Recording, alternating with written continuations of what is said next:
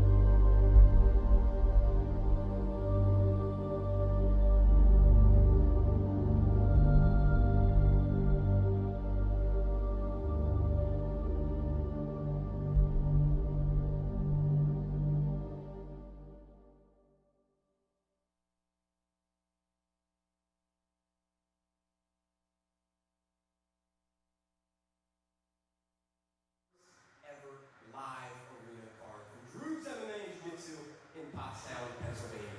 You've already seen some of the best regional talent face off in this exact cage for one of our 15 cards. And today, you get to see some of the best talent in the entire world compete for our main event as Krikorian comes in to take on Kevin Dancer. If you're new to arena, number one, welcome. It's great to have you. And number two, let's show you how we do things around here. Here is a sneak peek at our exclusive endurance format.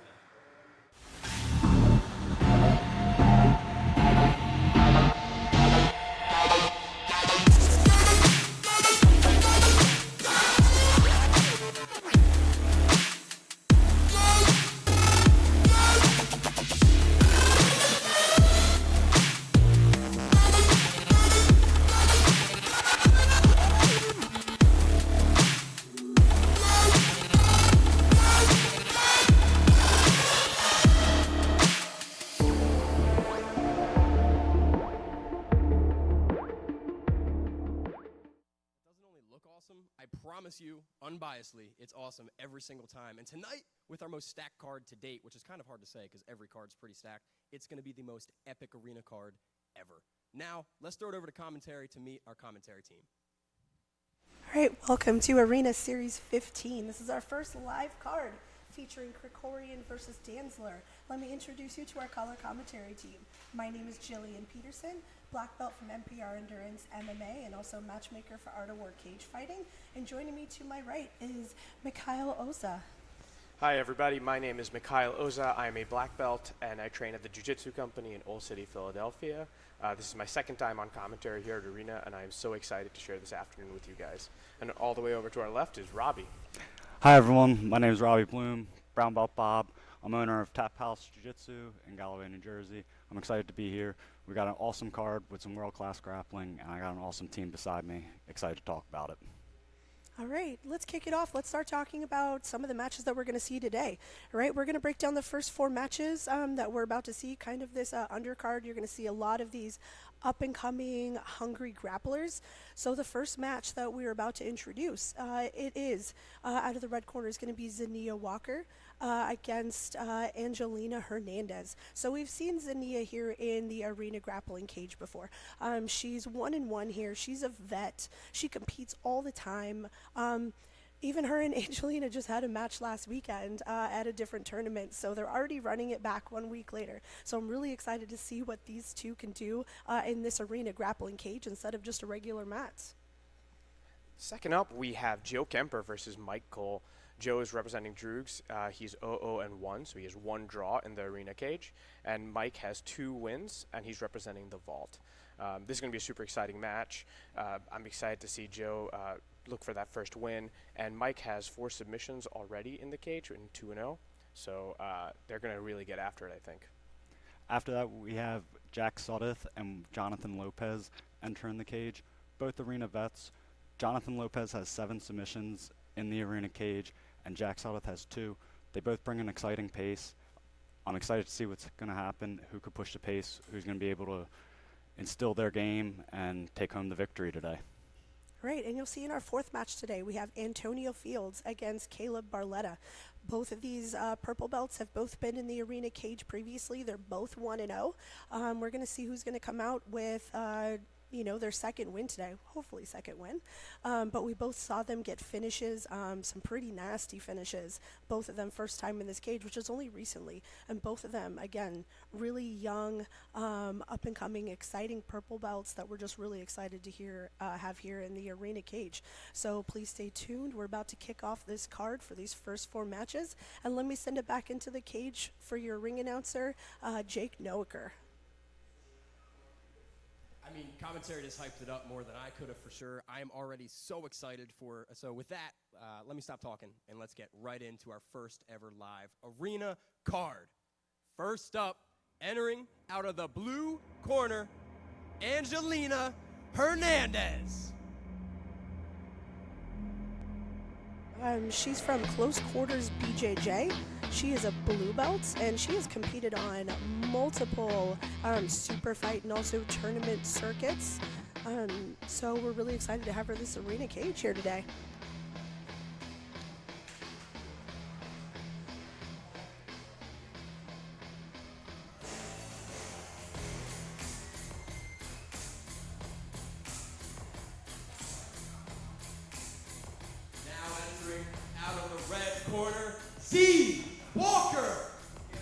Right, Zania Walker, she is 1-1 here at the arena cage. Welcome back. She's had 2 submissions here.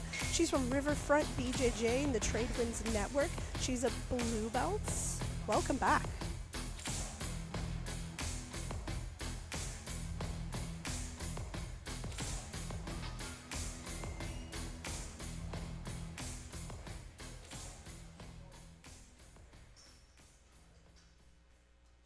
Round 1. This is going to be a very exciting match. I've seen Zania compete before. She brings a fast pace, and Angelina has a really good gym behind her. Being affiliated with Webb and Close Quarters, they have really good guys there, and girls.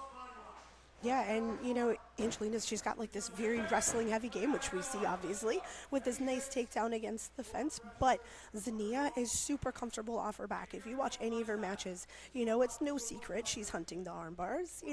That's her game. She loves it. So no matter what, she's gonna find that arm bar from somewhere, whether it's gonna be on the top or on the bottom. And she's tough and gritty. She's patient. She'll look for that submission when that time's right. In her previous matches, that's what I took away from it. She'll fight till the very end. Yeah, she's got no quit, absolutely no quit. Both of these ladies, super hungry blue belts, already have a lot of competition experience between the both of them, even just at the blue belt level. So you're going to see them both just getting at it. I really like right now Angelina's using the cage pretty well. Zania is trying really hard to use that lockdown to control the position, but the way she is, she's gonna have a pretty hard time with the cage on her right, getting an underhook and trying to recover position here. Yeah, that's the one thing you're going to see. Being inside of a cage, you're going to see some limitations to people's games, especially trying for a lockdown game where you want to kind of maybe get underneath and push someone left and right. The cage is right there, so it does limit movement a lot of the time. Yeah, just as you said, she tried to elevate with that lockdown, and Angelina managed to get a knee cut pretty quickly off of it. So I'm just gonna tell you guys this: I'm a huge fan of the cage. I love using it, and I love watching people use it. Oh, look at Zania's trying to climb on it now. I love it. Yeah, it's the best way to make space. It's like you got to do what you got to do. You don't want to be super cramped. It takes away all your offense off of your back when basically your head is up against the cage and you have nowhere to move to. So she was really smart in being able to sneak her feet in, get some more space. But now Angelina is pushing her back up against the fence, taking away any space, any type of offense she could have off the bottom.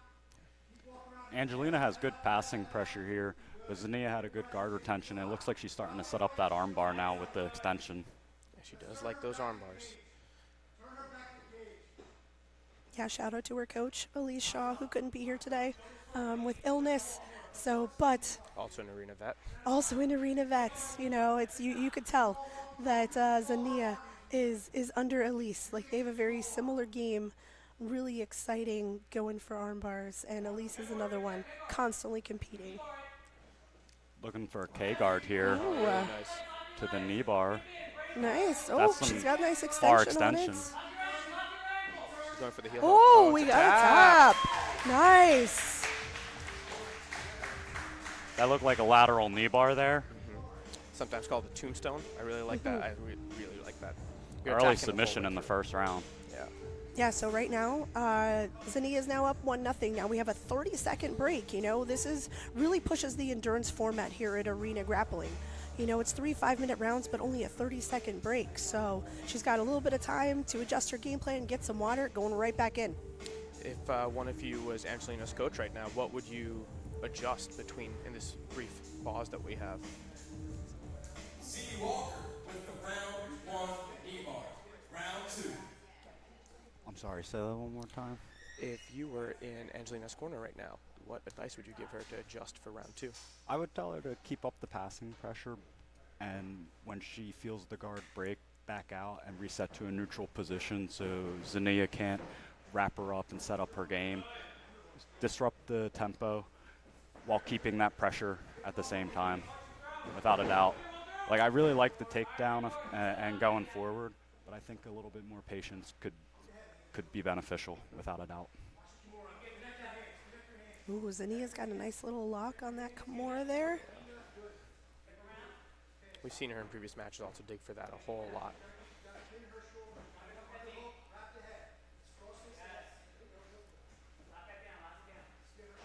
Yeah, I think you're going to see in the second round, Angelina's going to work more of this pressure game. She was really trying to pressure hard that first game, or that first round. But, she ended up leaving her leg a little bit exposed when she wasn't trying to pressure. So this round, I think we're going to maybe see a little bit different, more heavy, keep her legs a little bit back so that she doesn't have to play with Zania's leg lock game that she just showed that she has. Angelina also has a wrestling background, so at least whenever I'm coaching people against wrestlers, I'm like, you try and get them to stand as fast as you can when you invert under their legs. So hopefully she can keep her hips down this round. Oh, there's the He Kimura has again. a good arm lock right there. Nice. Good reversal of the position as well. Oh, we got a tap. Wow. Another quick submission. Awesome. Nice Kimura finish by Zania. I mean, she used that Kimura for a sweep, but she was not letting go of that arm. Like a dog with a bone, she was still going to finish it from the top position. So we got Zania Walker here, winning 2-0. She's pumped up right now. Out of the red corner, Z Walker.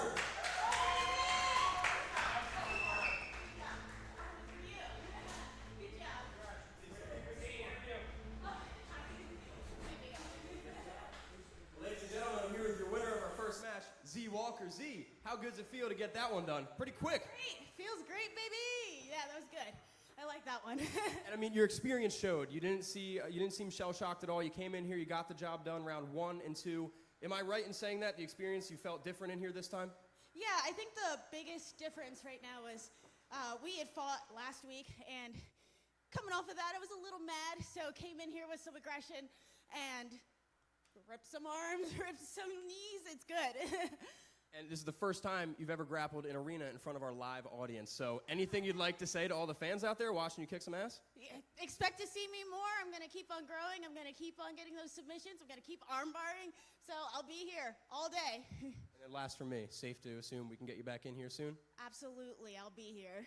Ladies and gentlemen, Z Walker, congratulations. And guys, we're going to get right into our second match. We're going to keep this pace going. So, without further ado, next up, out of the blue corner, Mike Cole.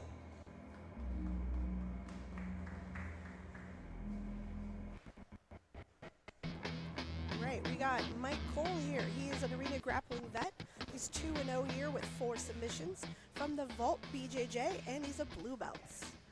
And Mike's opponent out of Droogs MMA and Jiu-Jitsu, Joe Kemper. Right, Joe Kemper, also an arena vet with a record of 0-0-1. He's from Droogs MMA, and he was recently promoted to purple belts. Joe just had a good performance at one of the IBJJF Opens, if I recall. Yeah, Droogs does a really good job of preparing folks. I mean, we're also in their home gym, so he should have a home gym advantage. But Mike has been in here a bunch before, so. It's also different when you feel like this is your cage, your gym. I feel like, you know, you have to come and you have to represent. Is there a little extra pressure? Maybe. But I think in a good way, though. I agree. Looking for early leg entries from Mike Cole. Go straight to the ghillie. Yeah, that was a really nice transition. You know, you see some guys that are just, they want to get leg lock heavy, and that's all that they're shooting for is legs, legs, legs. But you saw it, he was able to use it to come up to the neck for a possible guillotine, and now he's the one on top, so use it as a sweep. Yeah, I love it. The continuous attack, right? Yeah, great transitions. You know, not just a one-trick pony where maybe they're just trying to Birth from attack Joe, the another legs. K-guard entry. Oh, That was a nice wow. inversion to the saddle. Nice. Now, Mike immediately trying to counter. Yeah, you see Now Joe. Mike is in backside 50-50. It looks like Joe might have that knee line cleared. Oh, and he's attacking saddle again. Oh, I love this. He's got a nice little bite. He's got pretty stable control of his leg.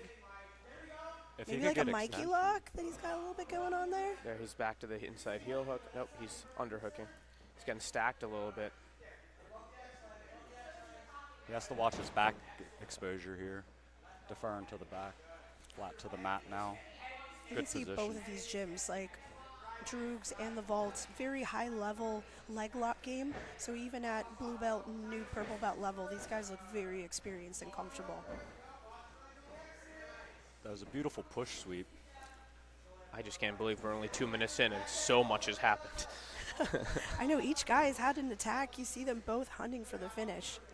Super fast-paced match from both Joe's guys. really, really attacking those legs.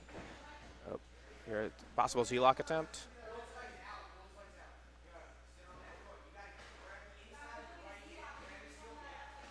Yeah. We just heard one of our competitors later, Cat, calling for the Z-lock.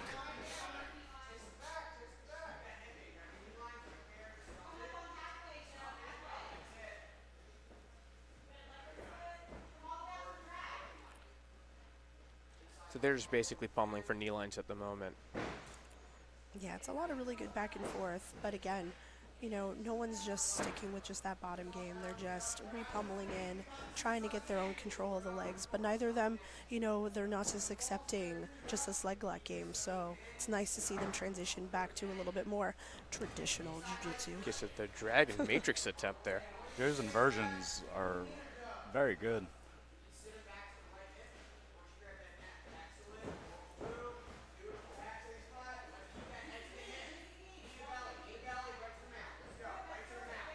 Mike using good positional control now. Let's see if Joe can get out of here.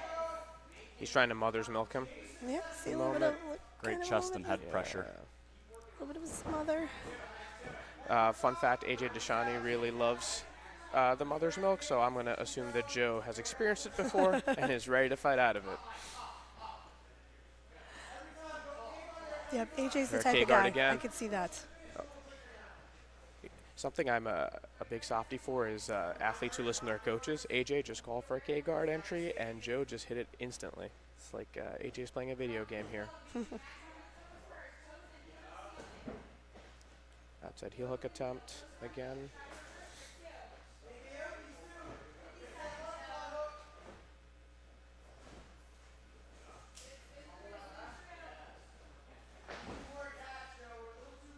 We're coming up under a minute. This was a fast 5-minute match. Fast round. A lot of action. We just saw the cage make a difference again. Mike ran out of space to roll. A good adjustment. Yeah, but you see both guys, they're really quick with their defenses when it comes to these leg locks. It's hard to keep a bite on either of them because they're defending so quickly and they have their own attacks as well. But man, do they realize they have 2 more matches to go? This has been a pretty high-paced first round. Yeah, let's see if the pace slows down at all or if they're able to keep it for these upcoming rounds. And Both guys had a lot of good attacks. I would like to see that pace throughout all 3, but it'll be impressive to see if they can keep that pace up for the duration of the match. Yeah, we'll see if cardio becomes a factor. That's a big deal with this endurance format. If you're not prepared for 3 high-paced rounds, and especially if you're either down or you're tied, your cardio is going to come into play.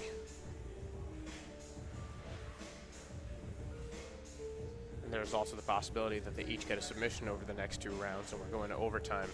So this could become a long, dragged-out war. But I'm here for it. Yeah, so end of the first round, 0-0, going into round number 2.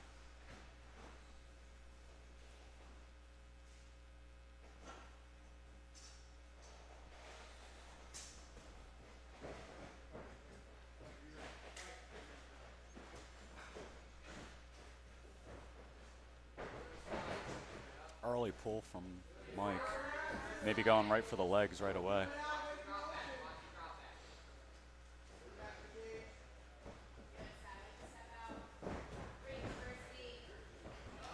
Ooh.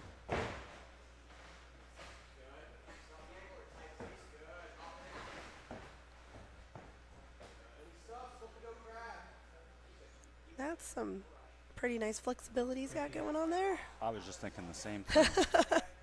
It's getting lawn chaired. It's very, very involuntary yoga we got going on there. It's a good use of the De La Riva circling Mike onto the cage. I was about to comment that if he doesn't move his head away from the cage, he's going to have trouble. Another nice push sweep utilizing that De La Riva guard. That was interesting. I think you see some people a little bit more Oh, accepting. straight to triangle. Ooh. Triangle, armbar? Nope. Slipped out. Ooh. More flexibility.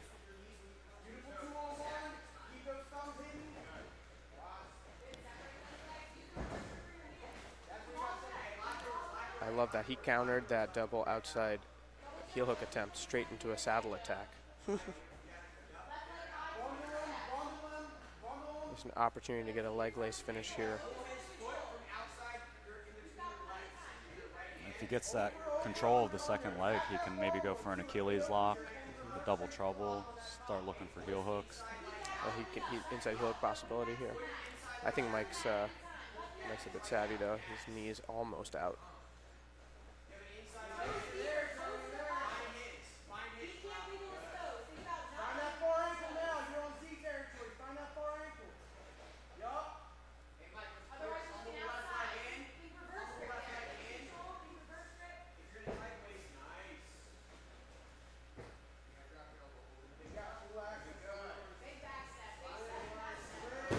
This has just been a shootout the whole time between each competitor, both throwing leg attacks at each other.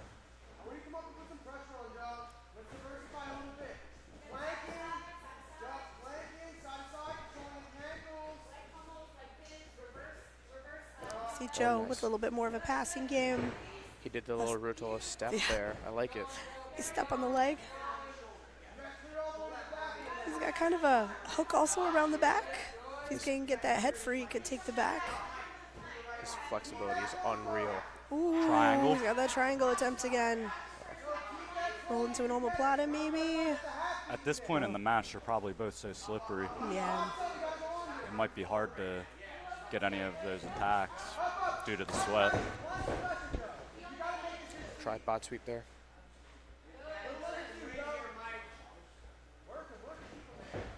Joe's starting to look a little tired now.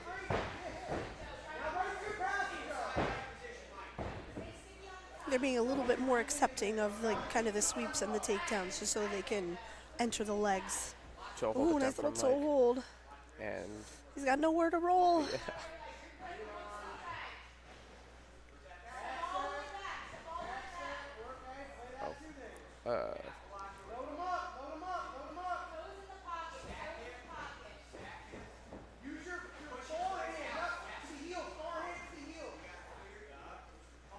Both of these guys have shown excellent body awareness, getting their knee line cleared on each leg attack and being safe.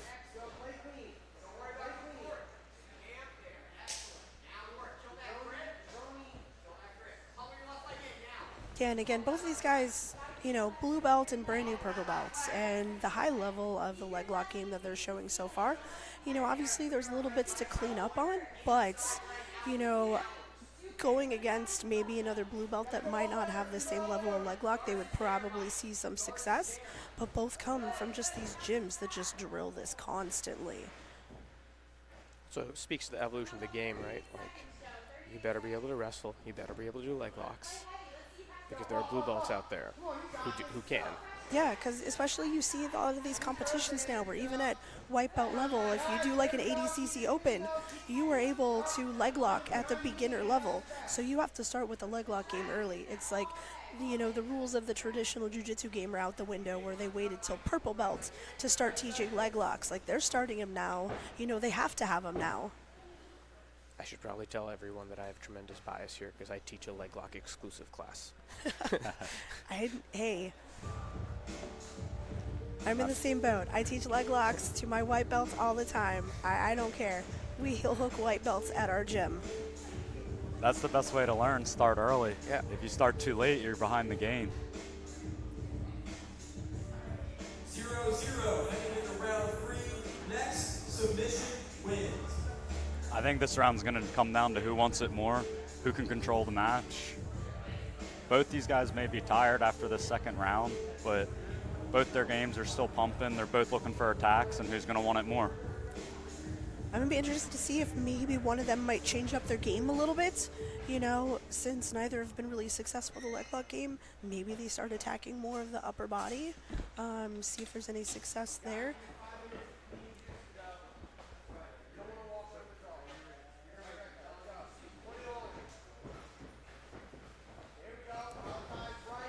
All right, so as we go into this third round with this arena endurance format, it is now 0-0. If this round goes a draw, then we will not see an overtime round. This will just end in a draw. But if either hits a submission, they win it. Joe trying to armbar. Nice hitchhiker escape Nice. from Mike Cole. To your point on changes in game plan, we've seen Mike pull guard at the open of every round. And there again, so I think he's going to stick to his plan.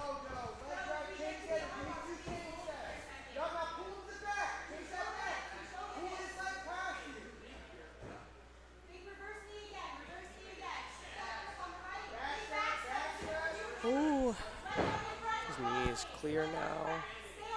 He has an opportunity to attack the back from here. There it is.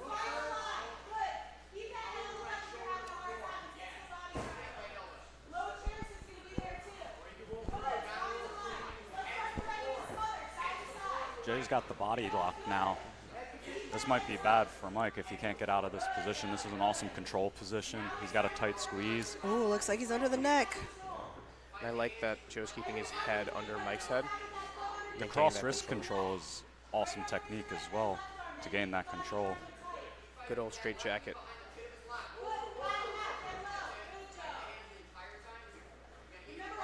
All right, he's got 3.5 minutes to work here, you know, from this position. Face crank. Good old little neck crank there. I like that he used it to get under the chin. Oh, we got a tap. Well done. Nice. Awesome display by both guys.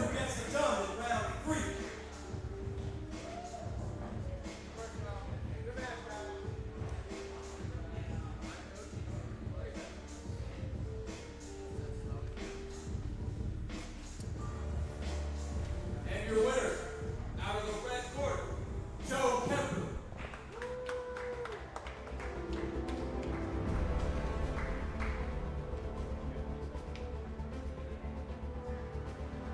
Well, ladies and gentlemen, I'm here with your winner, Joe Kemper. And Joe, let me start with your last match in Arena. It was a very grueling draw. You found the submission towards the end of round 3. Were you thinking at all, I got to do this, I don't want to go more overtime? Oh yeah, absolutely. After those 2 rounds at the pace, I knew this last one, I wanted to put it away. I wasn't feeling like that overtime today. So I'm watching the match with our teammate Connor Benfield, and we both say in round 1, oh my gosh, this pace. And then we saw you guys do it again, and then for another half round. So we obviously see you're drenched in sweat, you're tired. How did you find that submission? When you got the back, was it utmost importance to sink that rear naked choke in? Yeah, for sure. I kept on spending so much time chasing the legs and dropping down to bottom position those first 2 rounds. And in my corner, it was like, hey, stay on top. When you hump to the back, it's been there. Let's get there and finish. So. And then correct me if I'm wrong, but I believe this is your first ever live broadcasted submission, anything, correct? Yeah, absolutely, 100%. So what do you got to say to the live fans who just watch you get it done in round 3 in your home cage? Hope you all enjoyed it. Definitely stay tuned for the rest of the matches. They're going to be amazing. So Look at him. watch them. Look at him promo in the card. Well, ladies and gentlemen, Joseph Kemper, congratulations, man. And we're going to get right into the next one, guys. First up, out of the blue corner, Jack Sudeth. A grappling vet. He comes with a record of 1-3 with 2 submissions from Calvert MMA, and he's a blue belt. Jack's always down to get after it. He's been in a lot of tough matches before.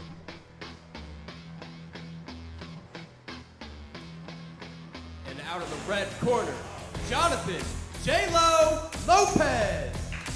Welcome back, John Lopez, to the Arena Grappling Cage. He is a vet with a record of 4-3-1 with 7 submissions, and he's a blue belt.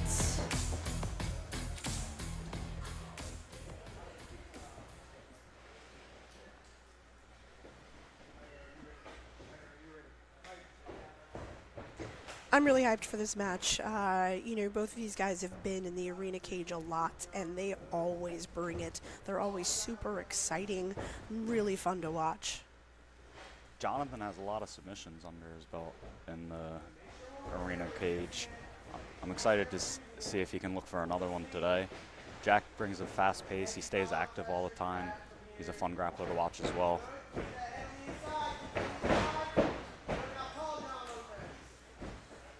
Really nice. Jack turned that running the pipe single leg into an advantageous position for him. Ooh.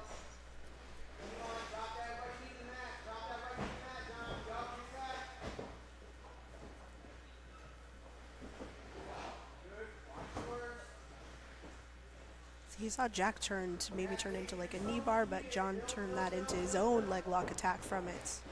Pushing up against the cage now. Jack's always very physical when he's in here, so I'm expecting to see him use that.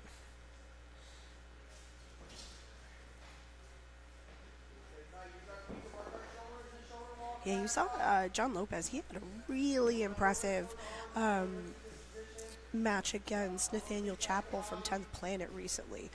You saw he was just dominant from start to finish.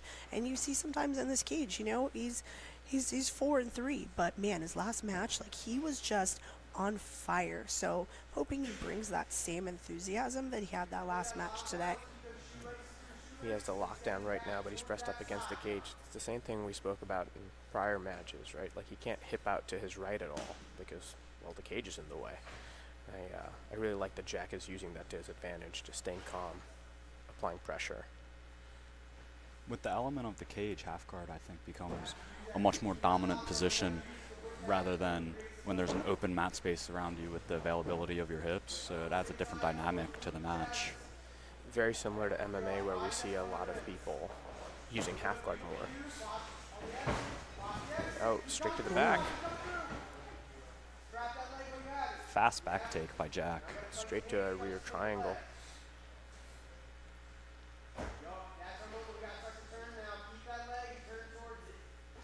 Yeah, he's got a nice Kimura lock there, so we're going to see maybe if he's going to transition to maybe an armbar or a higher triangle, but you see John, like, he's just really got a deep grip on Jack's leg.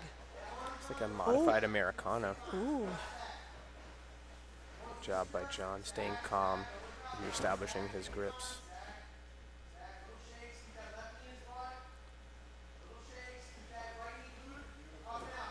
Oh, that was a surprising break there because it looked like he had that pretty deep. And looks like John didn't really have much but grip left. I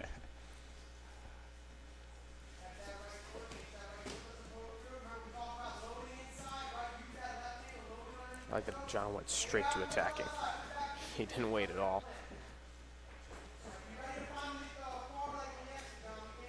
So he's getting, I like to call this the Gianni Grippo, when you're in double outside and getting smashed from the top.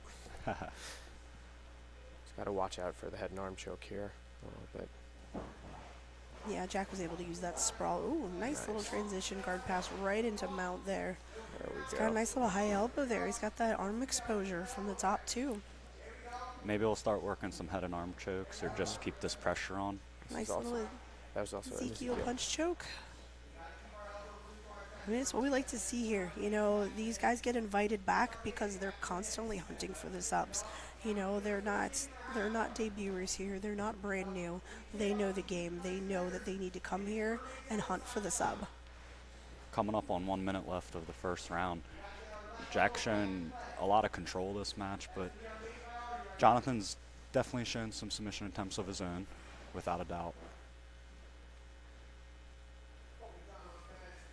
To Jillian's earlier point too, like winning and losing the arena doesn't matter quite as much as how exciting your matches are. You'll hear the matchmaker, AJ Deshani, talk about that a whole lot. Your invite is based on your attempts at trying to finish. And both these guys, they're showing us why they keep coming back. Yeah, we don't want those grapplers that, you know, get to side control and then they just hold you down and they're not even trying to improve position. They're not trying for submissions. They're just being heavy. You know, it's like that might work for a points tournament where you'll just eke out the win being up, you know, 2-0. But here in the arena cage, we want action. We want subs. Jack's going for the armbar with like 3 seconds left. Love it.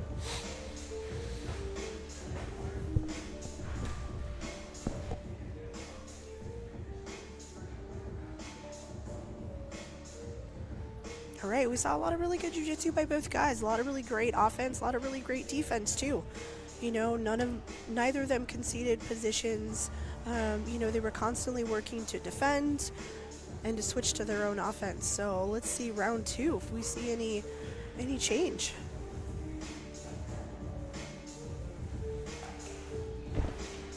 Man, that 30 seconds went by quick. Always seems to.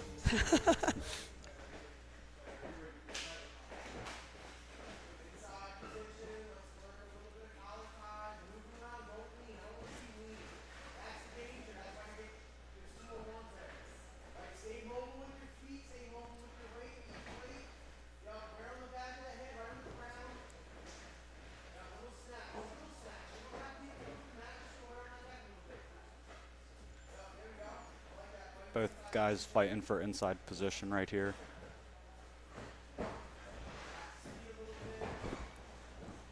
Seeing a level change from Jonathan, maybe gonna attack the legs.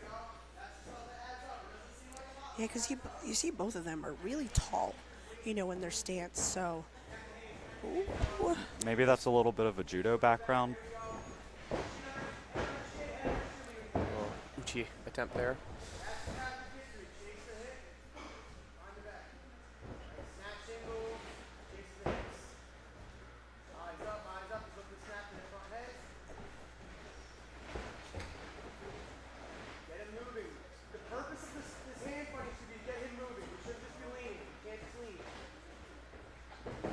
Some of the corners ask for more action.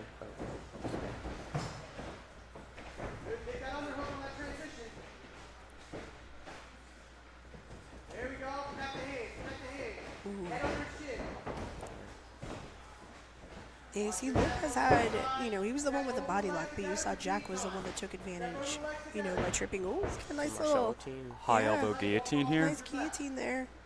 Oh, that looks pretty tight, but Lopez is still moving out of it. He's trying to just pass. If he can kind of hit a little bit of that knee cut, he might be able to pass around. Oh, he's let go. It was a nice attempt, though. Really nice. Jonathan did a good job getting off to the angle there to prevent the choke, but that was a nice grip from Jack with that high elbow.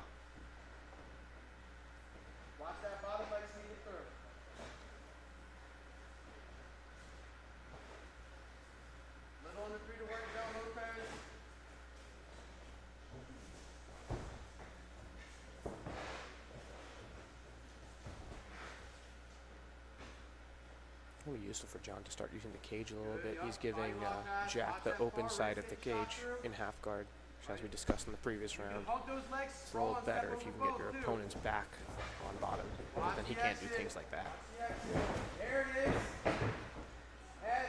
Nice. You saw Jack, maybe he was thinking about rolling forward, but you saw Lopez just had really heavy hips, really just kind of smashed him down to prevent that forward roll. His pinning pressure is really good here, slowing Jack down from using his guard, keeping his hips flat, keeping his shoulders flat. The smashing pressure is really good from Jonathan. He's triangling his legs and controlling both of Jack's legs, very Khabib-esque. Yep, Khabib in the legs, pinning them down so that Jack can't, try and push him away. He's going to try and climb up. Just as you said it.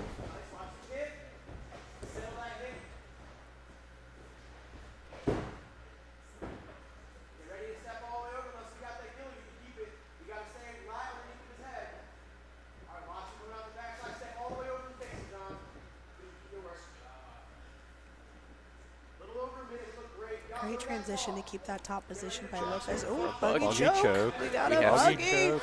Got a buggy. Oh, Oh, that looks tight.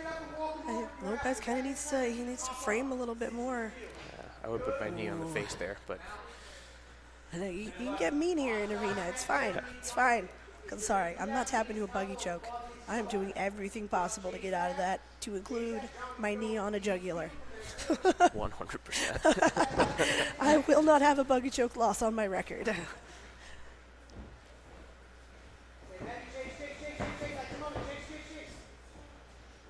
My great fear with buggy choke victories is that I have like a bunch of white and blue belts at my gym who are just going to do nothing but buggy chokes for a few weeks. Yeah, I've done that. I teach it because it's the in thing, and it doesn't work for all body types. But man, the people that are really lanky body types, it works for them, and they start hitting them from everywhere.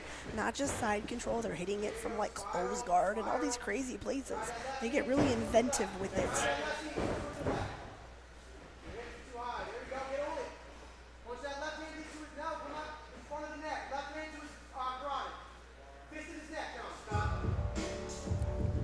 Right, end of the second round. We're still at 0-0. So coming into this third round, if we don't see a submission, there's no overtime. If you get the submission, you win the whole thing. Both these guys got to display a little bit of their game. Jack in the first round, Jonathan in the second round. I think this is where cardio is going to play a factor in who can keep that pace up, keep their game up, and whoever slows down might be the one getting submitted, hopefully. Hopefully we see a submission this round. We've seen both guys on top now. We've seen both their defenses hold up.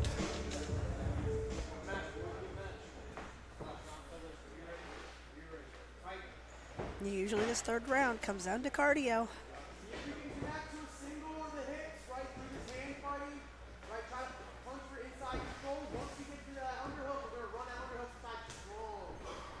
Next submission wins.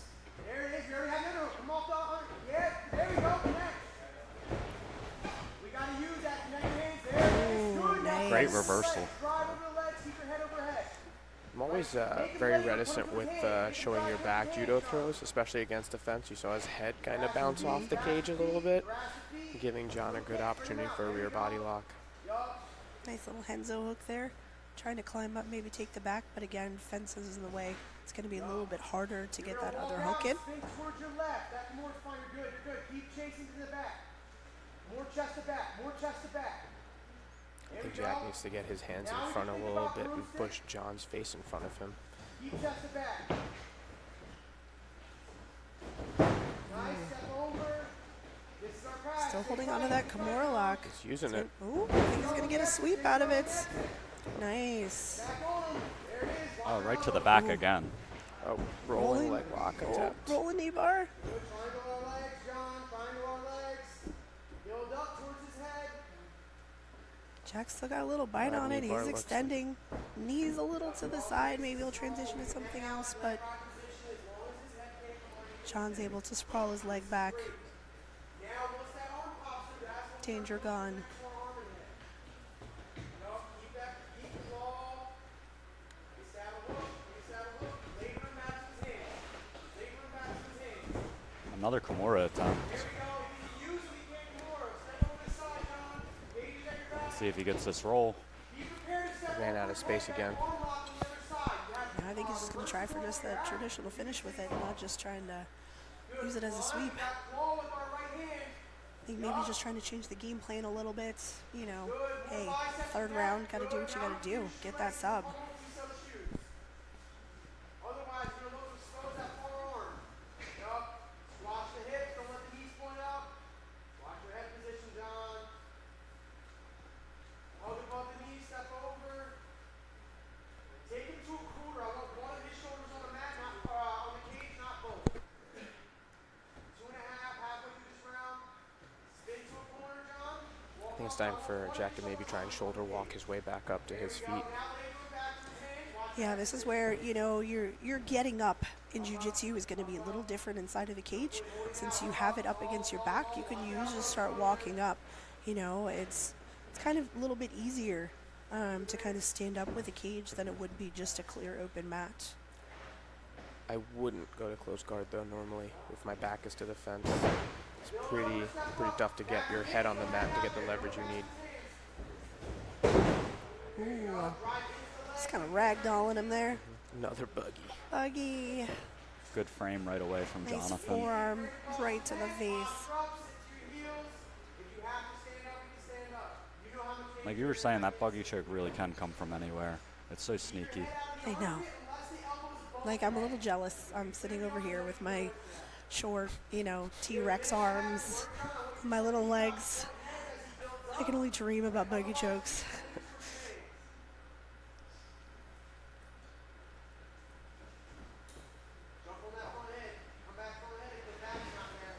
I'm just philosophically opposed to them.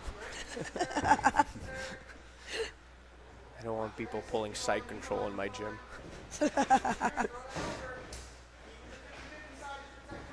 John going for the Does he get a heel bite? hook, a 50-50. Doesn't quite have the bite, but he's got the foot there. I think Jack's like really trying to pull on his hands. His defense always going for his own counter. 45 seconds. Let's see if someone can snipe the submission in this final minute of the round. Yeah, you see, I think Lopez got control of both feet, but he can't quite get underneath to get a really good bite. Jack's just keeping both of his feet there. He's got the boot on.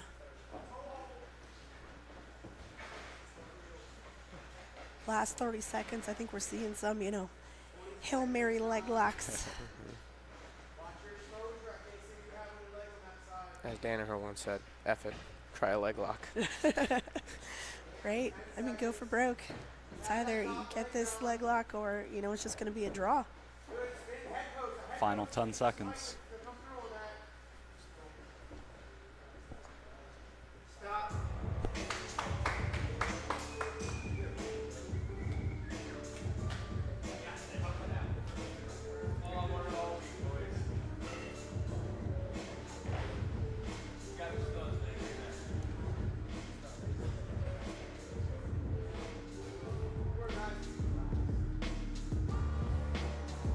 Ladies and gentlemen, after a very grueling 3 rounds, this match ends in a very exciting draw. John Lopez and Jack Sudden, ladies and gentlemen. right, we're going to head right into our next match coming up here. Match We got our purple belts. number 4. He is. Antonio, I believe, took this on like 1 week's notice. So he's a last minute replacement, but I personally know Antonio, and he is just one of those guys. He is just down to scrap. Every weekend he could have a match. He just wants the experience. So I'm really excited for this. I might be a little biased, sorry. But yes, I'm really excited for this next match coming up. Yeah, it's another double vet match. I'm really enjoying these today. Like we were talking about a little bit earlier with the previous match, as long as it's exciting, it's a good match. A lot of other tournaments, I feel like you go to a draw, like Jillian was saying, and it's just sort of a stall-out battle. But here we saw 2 guys go for 15 minutes really hard trying to kill each other, and I'm, like I said, here for it. Yeah, those are great entanglements in the last match. We've been seeing a lot of leg lock attacks all day today on the whole event. We'll probably be seeing more, so I'm excited to see what's to come. Yeah, especially when we start stepping it up a little bit, the next level. Again, these are purple belts. I know Antonio, last time he was here, he got a really super crazy toe hold finish that snapped the dude's foot. So let's get right into this next match. For match number 4, starting out with our blue corner. Don't let it confuse you, he's wearing red. Caleb Barletta. Right, Caleb Barletta, he's an arena grappling vet with a record of 1-0 with 2 submissions. He's from Gracie NEPA, and he's a purple belt. And out of the red corner, his opponent, Antonio Fields. Welcome back, Antonio Fields. He's an arena grappling vet with a record of 1-0 with 2 submissions. He's from NPR Endurance MMA and Keystone BJJ, and he's a purple belt.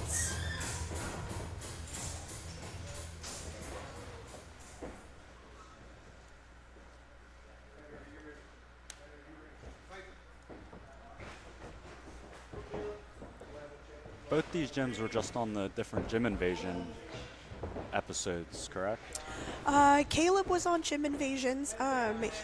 His team, Gracie NEPA, they won the Gym Invasion, and he went against a really tough up-and-coming blue belt from 10th Planet, Nathaniel Chappell, and he ended up winning that match.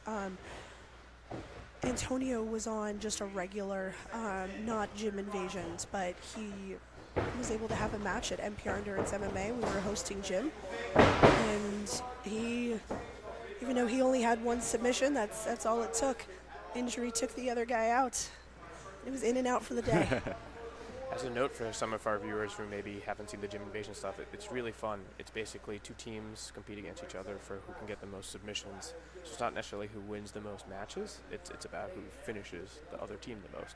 Really fun. Yeah, we have episode 2 that's coming out next weekend on the Arena Grappling app. So if you subscribe, you're going to be able to catch Gym Invasions episode 2, where you have the home gym NPR Endurance MMA against Evolution submission grappling. So they came, and so we had some really awesome matches. It's a great episode to check out. So next weekend, go ahead and subscribe to Arena Plus.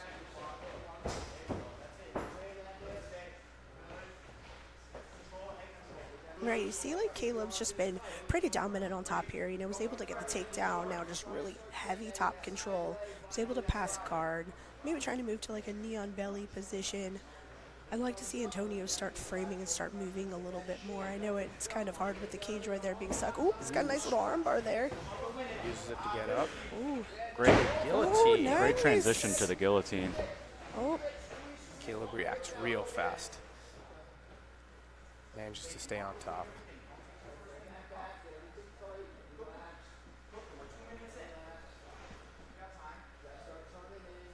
Looks like Caleb's looking to cook Antonio a little bit.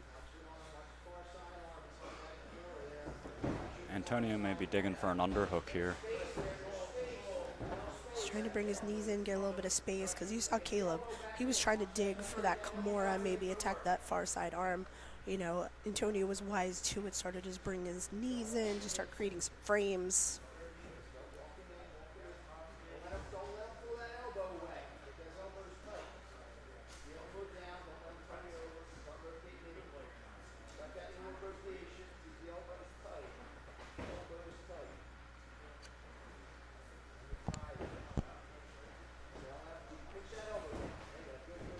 seeing heavy north-south pressure here from Caleb on top. Just keeping him pinned, pressuring him, just trying to control the position. Good old balls on the face. Oh, now a nice little knee shin right on Antonio's neck there. A little uncomfortable. Like you said earlier, Jillian, almost anything goes in here.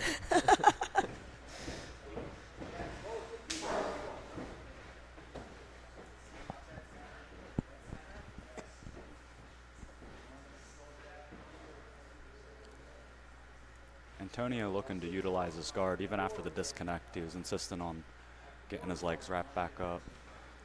Let's see if he can set up some submission opportunities from here with some extension. Caleb could kind of just walk Antonio against the fence a little bit to jam him up. We see him trying to do the classic break. Worked.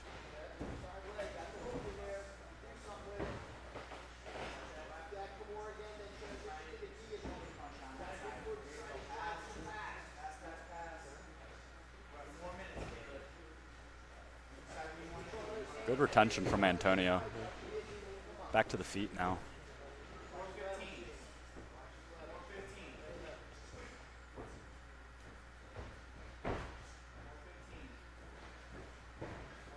You see Caleb really threatening those level changes. Ooh, That was a nice Uchimata attempt. nice. Awesome roll. Really great defense by Caleb, though. You know, you saw Antonio try to hit this earlier this round, went for the guillotine, wanted to take it into a mounted guillotine, but Caleb was able just to use it to pass instead. Really great defense. Caleb used the straight ankle lock fallback attempt to finish a single. All right, end of round one.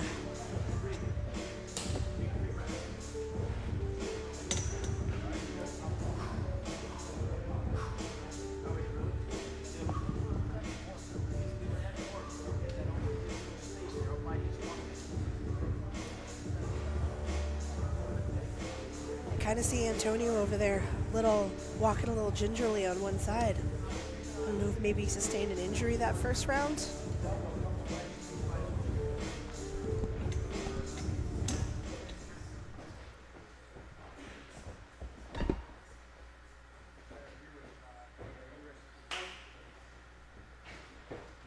All right, here we go, round two. Still 0-0.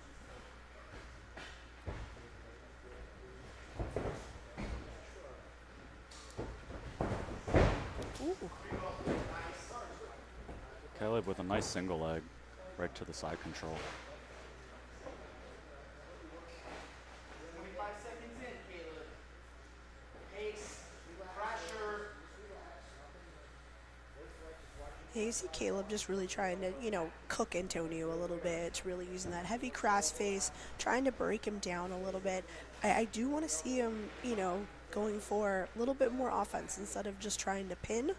Maybe trying to move to a more dominant position or trying to, set up some type of a submission. Yeah, I agree with that. The end of the last round, he spammed like 3 submissions in a minute. I'd like to see him be a little more active a little earlier. I'd also like Antonio to try and escape a little bit more from this position. Yeah, I think maybe Antonio's thinking could be waiting for Caleb to move, thinking, it's you don't expect someone just to sit on top of you when it comes to a submission only, match. So if he's thinking, all right, he's going to have to move eventually, then maybe that's going to be my time to move. Caleb's trying to dig for that forearm right now. You see him over the head, so I don't know if maybe he's trying to set up for a little bit more of like a north-south choke or something. Maybe trying to lock up a Kimura from that side. Antonio's been keeping his elbows real tight to his torso, so.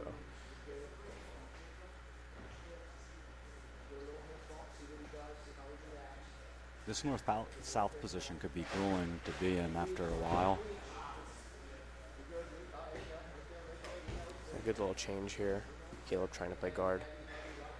Yeah, you saw, and Antonio was patient. He waited for that right moment to move. Now we're going to see him try and work some, some body lock passes. Let's see if he's got some Nicky Rod in him. Control that leg a little better. Turn your chin to the wind. Okay, come back to more in the sit-up sweep. Watch that, grab. Connect it behind his back if you need to. Watch that. Connect it behind his back. Grab and squeeze. Grab and squeeze. Grab and squeeze. Start your pass as you're defending now. Start your pass as you're defending. Grab that with your other hand. Now you're good. Be aware of guillotine. Be aware of guillotine. Good transition to the guillotine. Okay, watch that Kimura again. Watch that Kimura. Okay, grab that. We're getting to see Caleb play off his back a little bit more now, with Antonio controlling the top position, playing this body lock pass game.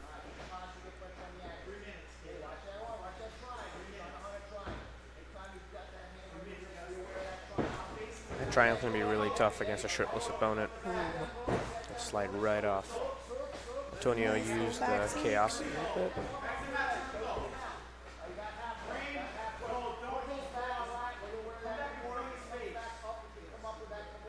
Stay heavy on his armpit so he does not get that Kimura. Work the leg out, but stay heavy on his shoulders so he does not get that. Hey, you gotta not turn that arm off and get out. Antonio almost reversed the Kimura by stepping around. That was another good transition to the front headlock.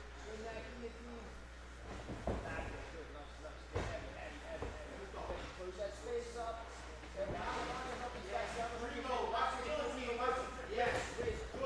Caleb using the underhook to get on top. Back to side control. Caleb definitely looking to get back on top after being in danger for a little bit on the bottom with some of those submission attempts. And you see here he elects to go into mount instead of trying to keep that, side control position. Because also, up against the fence, he was trying more for that north-south game, which is going to be a little harder up against the fence. Last time he was out in the open.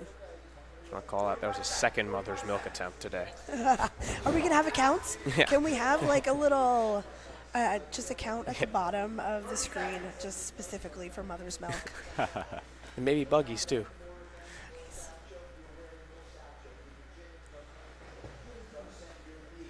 Have there been any mother's milk finishes in the arena cage so far? AJ tried one and hit one of his I don't matches. believe we had any finishes. We've definitely had buggy choke finishes, but I don't think any mother's milk finishes.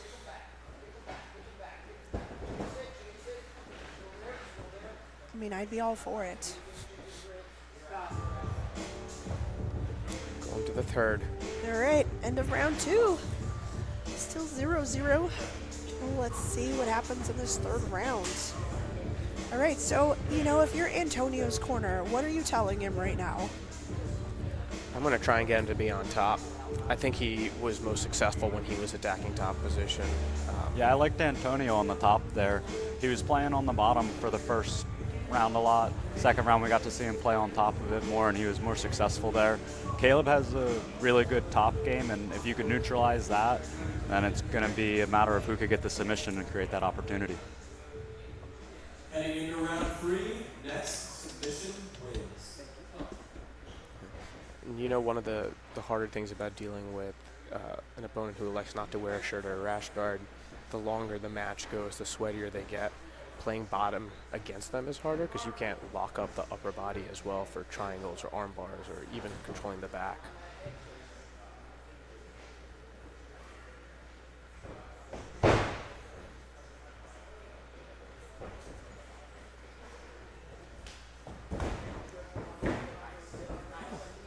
Man, we're seeing some nice Uchis today. Like not as much wrestling, a lot of no-gi judo today. A lot of nice. judo players in here today. It's very different. I'm here for it though.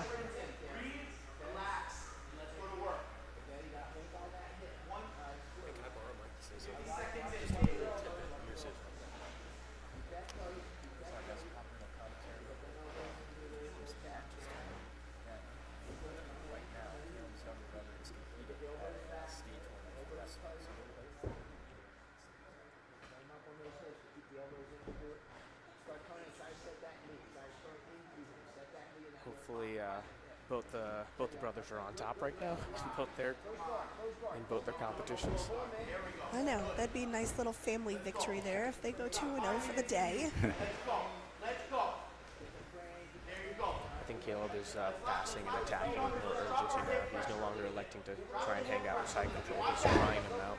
Ooh, nice little kipping escape there by Antonio.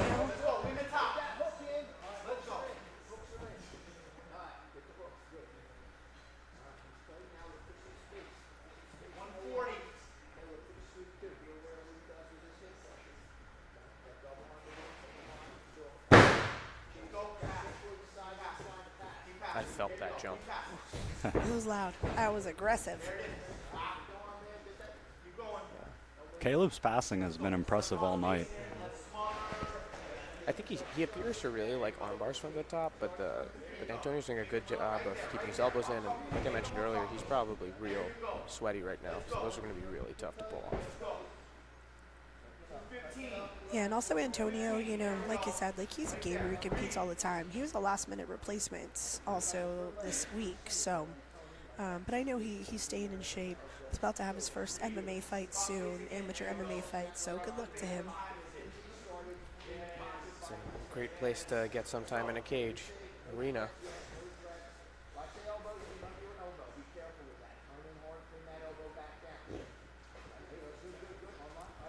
It's the second time we've seen him try to get that armbar from down there. I like it.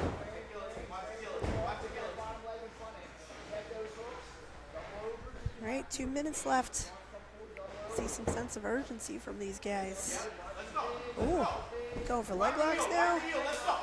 Oh, nice heel hook by Caleb. Caleb Barletta gets it done in round 3.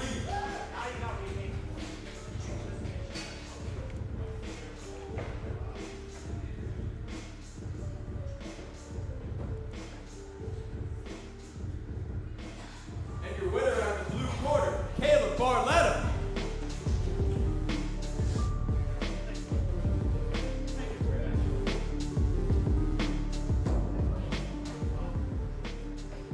Caleb, let me start by saying, I was watching some of this match next to your father, who told me your little brother right now is currently mid-match. So how's it feel for both you guys to be competing at the exact same time? It's pretty awesome.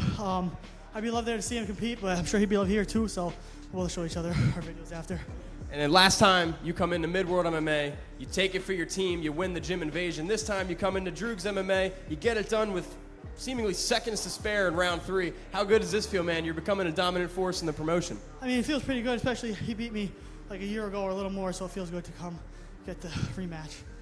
And I know you're very tired right now, so I'll end this quick, but last thing from me, anything to say to all the live fans watching you come in clutch there at the end? Thank you everybody for watching, all my family and friends.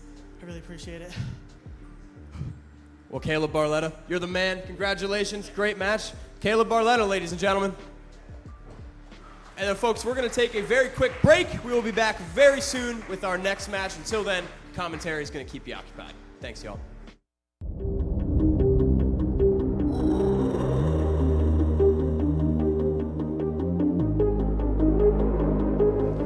Today is an exciting day for arena grappling. We are back at Mid-World MMA at 10th Planet Bloomsburg for our first ever Gym Invasion series. Mid-World MMA is going to be defending this home cage against the invading Gracie NEPA. As you can see, each team has 5 competitors going head to head, and whoever has the most submission and points at the end will be your winner.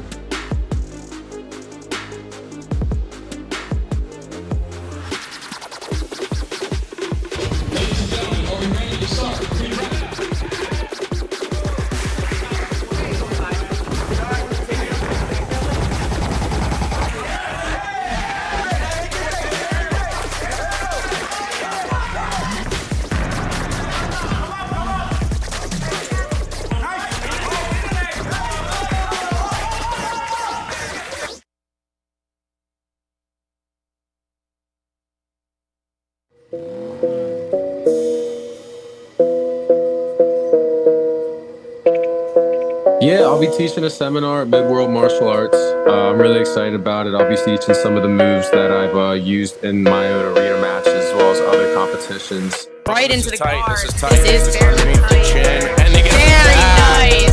Underneath the chin. That is tight. Putting a lot into it. This was front. Oh, and there's the tap. Wow. Almost 50%. Oh, CJ with a triangle. He's got a triangle set up.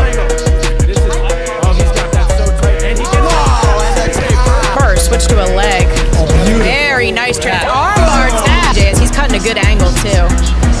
But he's already lost fastest submission of the night. It was a close call even if he did get it. But we got a double tap and a little bit of an angle to the right side. Ooh, that's going to be trouble. Right the tap. Oh, Wow. nice. Good impact on you. Guillotine. On a guillotine. Down That's in, going to arm get in. tight. It that might be it. That's it. That's amazing. Wow. Very nice. I really like It's a finish here. Oh no. Oh. Right back to it though. He's really grinding for that choke. Great job. Oh, it's so tight. Oh, he switches. That was a beautiful finish. Wow.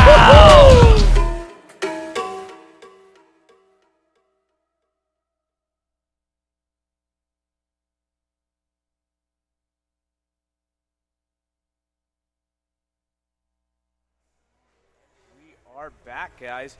So those were amazing 4 matches. We're gonna jump right into the next 4 very shortly, and we're here to gonna give you a brief overview of the next 4. You just saw that great package featuring CJ Berkheimer, so we'll get to that in a second. But the first match, which I'm super excited for, is Su-Yi Chen versus Jules Aguilar. I'm gonna be stepping away from the commentary booth for a quick second for that match because Su-Yi Chen happens to be my wife. So I'll be cornering her during that match. She's 2-0 in the arena cage. She has 4 submissions. She was ranked number 10 in most submissions last year in arena. And I think she's the only woman who has actually managed to get that many submissions in arena last year. So that's exciting. Jules is a debutante here at arena, and she is an oncology nurse. Her favorite color is orange. She's won a whole bunch of stuff all over the place. She's competed against arena vets. It's going to be a really great match. After that, we have one of my own. He's a co-owner at Tap House Jiu-Jitsu, Dietrich Trumbauer versus Nick Mancini. Dietrich's looking to avenge me again. He had a match with Zach Shomos last week. Now he has a match with Nick Mancini, who I've competed against both of those guys. It's going to be a really exciting match between both grapplers. They're both wrestlers. They both bring an exciting pace, and they have a ton of tricks up their sleeves. So seeing who can get that match, get that submission is going to be interesting without a doubt. So, and then the third match we have is Ansley Cox versus Raquel Robach. It kind of feels like a arena family match because Raquel has been the commentator, has been in our shoes before. I believe it's Series 11 with Jillian. And Ansley has been on here a whole bunch. She's 1 and 2 in the arena cage. It's a great top pressure versus guard player match, so I'm super excited for that. Yeah, and then our 4th match after this intermission, it's a really exciting match between 2 arena vets that have spent a lot of time in this cage. First, we have CJ Berkheimer. So he is, I believe, has the 3rd most submissions in arena history so far. He is 4-3-1 from Paramount BJJ. And also, you can catch him on the Arena Plus app. He actually held a seminar in January for our subscribers. So if you want to go watch his content, watch that seminar, subscribe to Arena Plus, and go and check out, CJ's seminar. He's going against Luke Staley. So Luke, he's another one. He's 1-1 here at Arena Grappling. He's also a pro MMA fighter. He's got over 10 MMA fights. He's got a lot of experience in the cage. So both of these guys are really high-level brown belts, competed a ton. I'm really excited for this match. It's definitely going to be fireworks. So don't go anywhere. You want to check out these next 4 matches. I know they're going to be really exciting. And we saw a lot of really great matches. The first 4 that just happened, blue belts, some purple belts, a lot of great up-and-comers that we saw. They were scrappy. So, shout out to Zania Walker. She killed it that first match. She kicked off the card with 2 quick submissions. What's the great thing about jiu-jitsu is that your losses don't define you. If you would have seen Zania a couple series ago, same thing happened to her. She lost 2 pretty quick matches by submission, and now she came back. She put in the hard work. She came back. She killed it. Now she came back 2-0 dominant fashion. Love to see it. You love to see the growth with all these athletes. You know, they're like Jillian's mentioned before, and so is Robbie. They're blue belts and purple belts, up and coming, and then we watch them grow in this cage, and it's pretty awesome. We learn from their mistakes, get better, and you know that's what jiu-jitsu's all about. Back to the lab, get better, and improve every time you step out on the mat. Every time you're there, just improve yourself, be the best version of yourself, and this is the best way to learn from your mistakes and find those holes in your game to see where you can get better at. Yeah. And then we also seen a little bit of like making friends with former opponents here a whole lot. I believe John competed against AJ Deshani at one point. AJ was in his corner. I love to see it. Yeah, and we saw our fellow commentator here just on the screen a little bit ago. He had a match against, was it CJ? Yeah, CJ. So, yes. I've been coming up to Droogs ever since that match, too, to train with CJ, and that's the awesome part about this whole arena card and competing in general is just building the community and building different training partners. Even if it was former opponents, they usually turn to friends after. Yeah, because, I mean, especially, I don't know, if I lose to someone, I want to find out how they beat me. I want to know what you're doing. Like, exactly. You know, I want to come in there and I want to get some rounds with you outside of competition. You know, it's just great camaraderie in this community, and so we love to see these fellow competitors come back. You know, it's like they're always willing to throw down in the arena grappling cage and put on a show for everyone at home. And hopefully, you know, this first live card is living up to the hype so far, and I'm really excited for these next 6 matches that we still have to go. I'm super pumped for that CJ Berkheimer-Luke Staley match. For those of you that haven't watched a whole lot of Arena, I was just going back and watching the Luke Staley-Andrew Cockle match, because it went like all the way through to overtime. It was like a 25-minute match. Chaotic. But it was insane. It was electric. Talk about pace. That may have been the fastest pace match I've ever seen. One of the best displays of jiu-jitsu that I've ever seen on both competitors' side, Luke Staley, Andrew Cockle. So it's going to be really fun to see how CJ can put up with that kind of pace and instill his game against them. Yeah, because if you've ever seen even Andrew Cockle in here, any of his matches, he is so high-paced. He's constant fireworks. He's just movement. You see him, he's like doing laps, I swear, running a marathon backstage, and he still can come in here and just throw down for 3 rounds and not even break a sweat. And so for Luke to be able to keep up with that pace, it's so impressive, so impressive. And speaking of super active competitors, Andrew competes every weekend pretty much.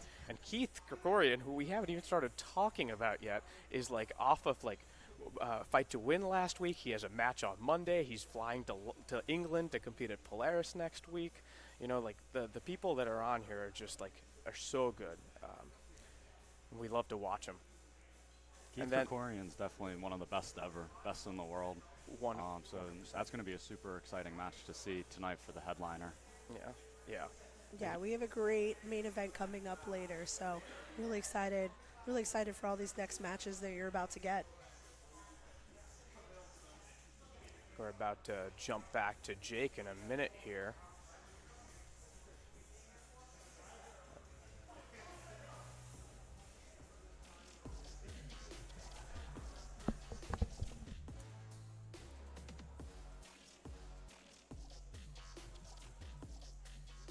Now for our next match, entering out of the blue corner, Jules Aguilar.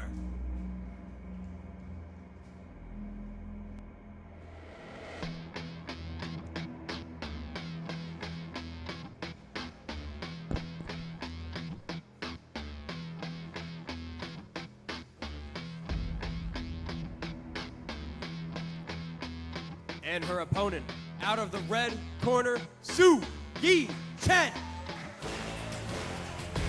All right, Su Yi Chen, she's an arena grappling vet with a record of 2-0 with 4 submissions out of the Jiu-Jitsu company, and she's a purple belt.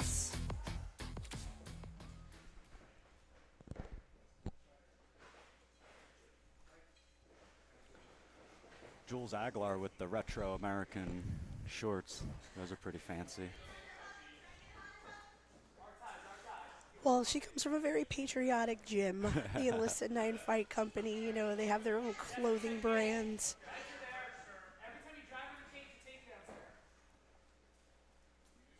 As like an Army vet, I'm kind of a little impartial to their brand a little bit, so I love it.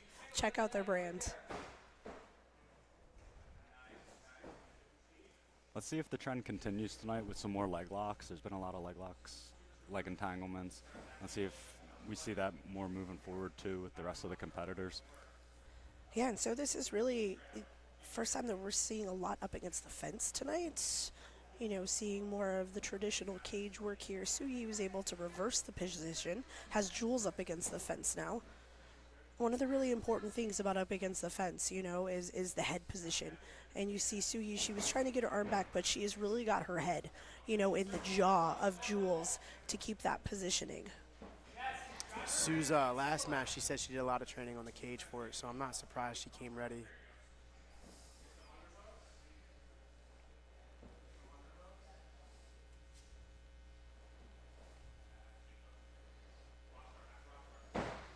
Oh, dangerous position for Sue. She's good with that front head.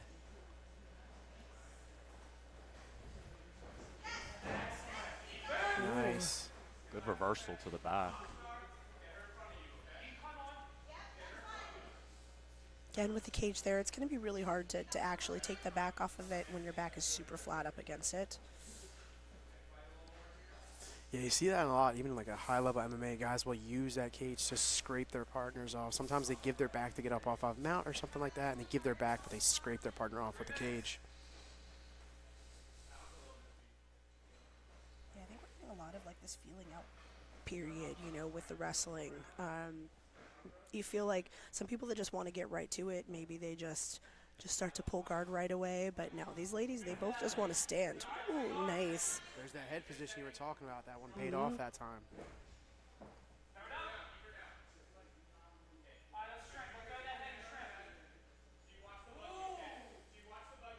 Ooh. Reverse buggy here? Yeah. Still a buggy there. It's going to be Suyi's trying to really frame off of her face. I mean, it's still uncomfortable. I mean, yeah, she's got her head there. She's able to completely lock this up by fully triangling. I don't think maybe she has a lot of pressure with it, though. Yeah, that might be more of a face crusher rather than a constriction on the neck, but still uncomfortable nevertheless. Yeah, especially with Suyi, you know, shin right on her face. Can't be the most comfortable thing. Yeah, I'm not sure if I'd want to be either of them right now. No. But I think if I had to choose, the days of doing that with my legs are probably over, so. Just gonna see if we take an arm or the back on the exit. There it is. Just got to clear that head to circle completely to the back. Nice. Yeah, I don't think that keeping her head was doing Jules any favors there, you know. I think that was kind of getting her stuck a little bit.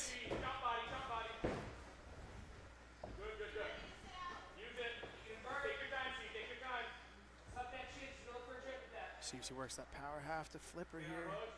That power half's such a dominant position to go for just different upper bodies attacks in general, and even lower body as well. It's so great to just expose someone's turtle, you know. It's someone who might have this really tight low turtle. Women usually have great turtles, honestly, because of their flexibility. They're able to take away all the little gaps that, you know, you feel like that are there. The little triangle, you know, next to their ribs. They keep their feet flat to the floor, but when you can get that power half in, that's where you start to create some openings. But, oh, it looks like she's got it. Does she have it under the chin? So short time here. One or two hooks might be the end here, but we got to see that squeeze looks good, but she doesn't really have any lower body control. So if Jules decides to spin, she might be okay. Let's see if she can fight this off for the final 25, if we'll see a finish. Ooh. That might have been. Center line's a little broken here, but. She's got a nice little bite on her face. I mean, I don't think it's quite under the jaw. It's a little bit more of just like a crank, but hey. Yeah, she lost Still's that center gotta line. hurt. It's hard. All right. Excellent first round by these ladies. No submission happened, so we're still tied at 0, but great work. Number excited to see if one of them felt that one thing worked more or less. We saw they kind of, like you said, they felt it out. They worked on the feet a little bit more. We'll see if someone's a little bit more willing to instigate their pace a little bit quicker now.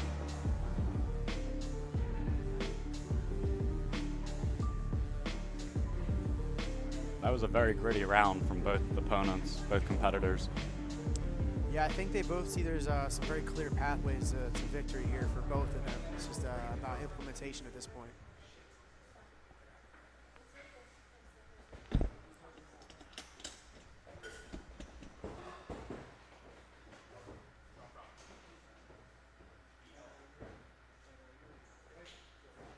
All right, here we go, round 2.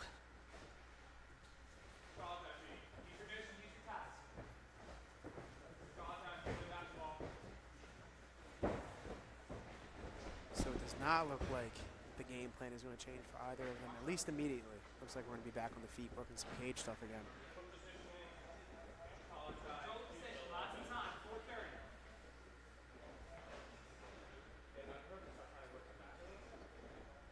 Yeah, because you want to see Jules is doing the right thing. She doesn't quite have that underhook yet.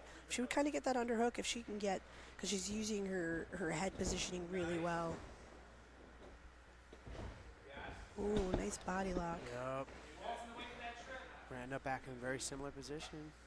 I think Suyi's going to start peeking out. Looks like Jules is going to hang onto that headlock a little bit. Or maybe roll for leg lock, but her head's a little stuck there. It's a little bit of an awkward position.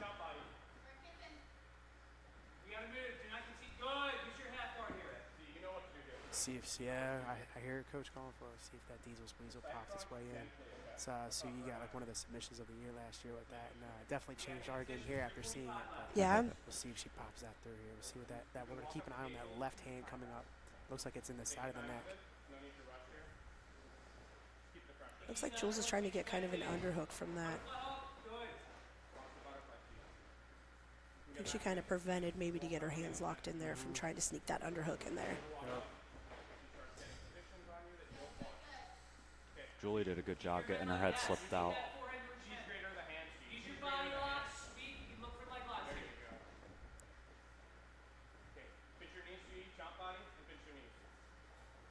Ton of inside control for her here between both the butterfly and the double body lock there. That's a great look. It might be hard for Julie to get leverage with the cage right behind Su Yi, but this still is definitely a offensive position from the bottom with the hooks in and the head control.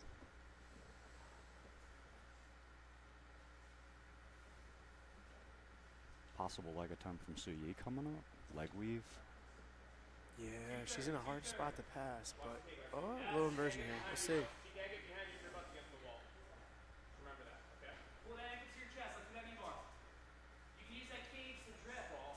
Yeah, this is the hard part for Sui. Well, she is coming out to the side a little bit because it's harder to sprawl when you have that cage right there as well.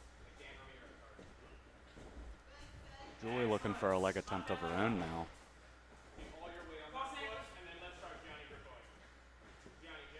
Yeah, so she got that double outside Ashi there.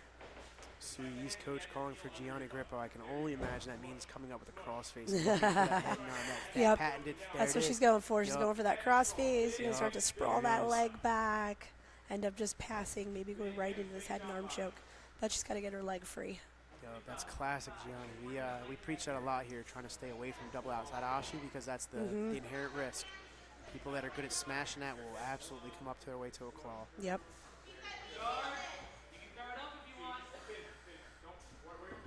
Nice inversion to save herself there. A little bit of a kick in the head maybe, but great inversion to save it.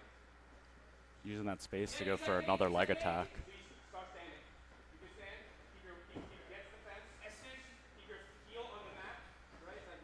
There we go. Now, see if I'm Jules, I'm picking a side. Yep, trying to get back into that saddle and staying away from rolling back to the double outside.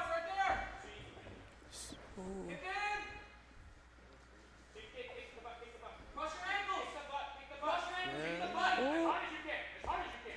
Knee line's free. Nice, Very escape urgent by coaching. Sui. Yeah. That seemed to get her working. Possible calf slicer here on the come up. Stack the legs if you have it. I can't see. 45 seconds, Jules. Give a good fight. Let's go. Little Mikey lock attempt Oh, here. I know. Looks like she's going X right legs into the are in. saddle. All the way in. Hold it to your chest and just hip in. Jules did a good job turning that knee down. Hold the foot to your chest and hip in. Both these girls have really good leg defense. Now start attacking the heel hook. You bring it over this side. Heel hook. See, strong grip on the feet, okay? Strong grip on the Short feet. time. Don't give up. Don't let go of that foot again. So use both hands. You have two hands. Use them.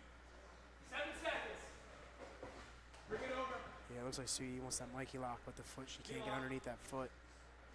Yeah, Jules is doing a good job of turning the foot away, so she's not able to put it up against her face.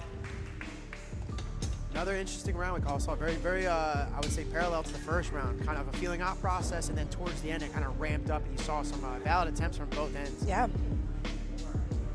Yeah, you saw a lot of great work from both sides that round. I think it's going to come down again. If there's a sub, it's whoever gets to their game first. Sui looks like she's got good front heads, good attacks to the back, and then Jules seems like she's kind of flowing pretty freely on the legs. So, interesting dilemma there between the two of them. And that's been a trend all night. I feel like, especially when short time comes around, people start looking for the legs more and trying to send it.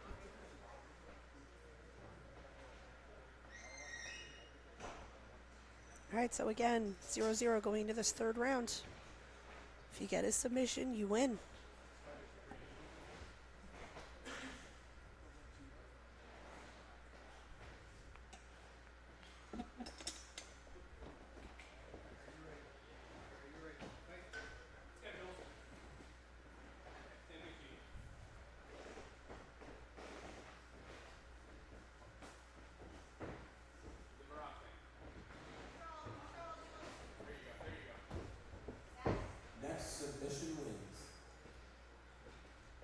I would like to see Su Yi utilize that front headlock she had more. It looked pretty dangerous every time she attempted it. I think her key here is finding ways to get into it, right? Not having to wait for Jules to react or get into a scramble. If there's a way you can snap into it or harass the feet and break posture and get into it, seems like a valid pathway. Yeah, it feels like she's kind of just waiting to counter what Jules is doing, you know, and instead of like providing her own offense and trying to impose her own game, she's waiting for Jules to move and then she counters off of it. So you got to think though, with this short time, you got to make something happen in 5 minutes. Sometimes you might have to be the one doing the pressuring. Gotta risk it for the biscuit. Exactly. I've trained with Sue, man. She's dangerous, and she's dangerous on the legs, on the arms, and the neck. It's just, I think it's like I said, you guys nailed it. Like, how can we get there, right? How can we get there? 345. Yeah, because again, you saw like Sue was more successful with the takedowns, even though she's the one that's been her backup against the fence. She's waiting for Jules to kind of make a little bit of a mistake, or she's able to get some grips here. Ooh. There you go, man. All the Uchis today. That was a great All the reversal. Uchis. I feel like Jules is also kind of a counter grappler herself, and that's why we're seeing maybe a collision of styles here. But both still throwing up great submission attempts and trying to get that finish. Yeah, especially you saw with her leg lock attempts. She was waiting for Sue to kind of posture up, expose her own legs, and that's when she was able to invert and attack. Nice sweep by Sue Yi. Use the wall seat. Push her against it. Push her against it. If she can't, elbow escape into the wall. Yeah, the hard part here is she's Here trying we to force go. that knee into mount. Ooh. Yep, CC Jules still attacking that leg. Inverts. Man, if there's something that girl is going to do, it is go upside down. She's found a way there from offense, from defense, from the cage, from the open space. Yeah, like the second you see Sui postures up and kind of exposes her leg just a little bit, Jules is diving under. Here's that classic battle that I was telling her. She's going to try to fight the darce, that the arm slips out. We're going diesel squeezle. Such a fun pathway. But it's tough because the minute she takes that weight off the legs, Jules goes upside down. 2 minutes, Jules.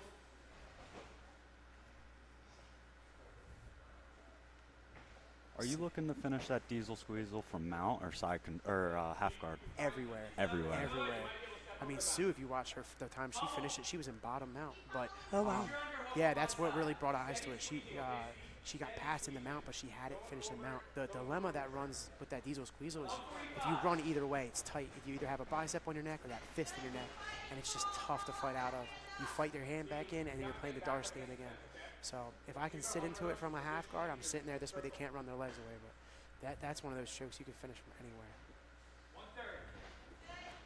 Final 90 seconds of the third. Let's see if the pace picks up a little bit.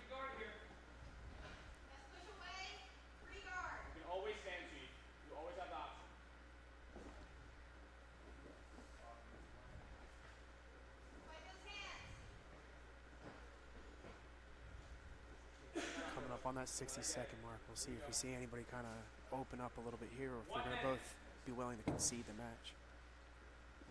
Yeah, because 1 minute left. You know, this is your third round. Time to go for broke if you want this win. Like, you just worked for 15 straight minutes for a draw. Yeah. They've both been very offensive, but I don't think there was anything that was like, near match ending, right? So maybe that knee bar briefly, but neither of them have had any success at having a near finish here. This could be interesting.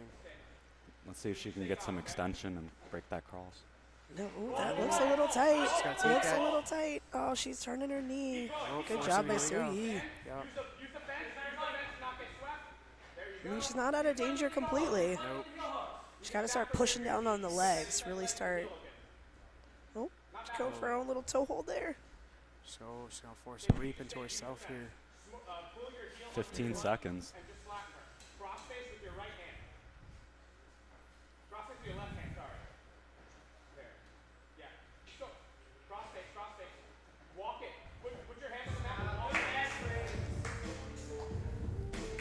Yeah, Really stylistically very similar every round. Yeah. It's just a matter of if someone was going to be able to pull it out or not, and unfortunately neither of them were able to. That was a good match.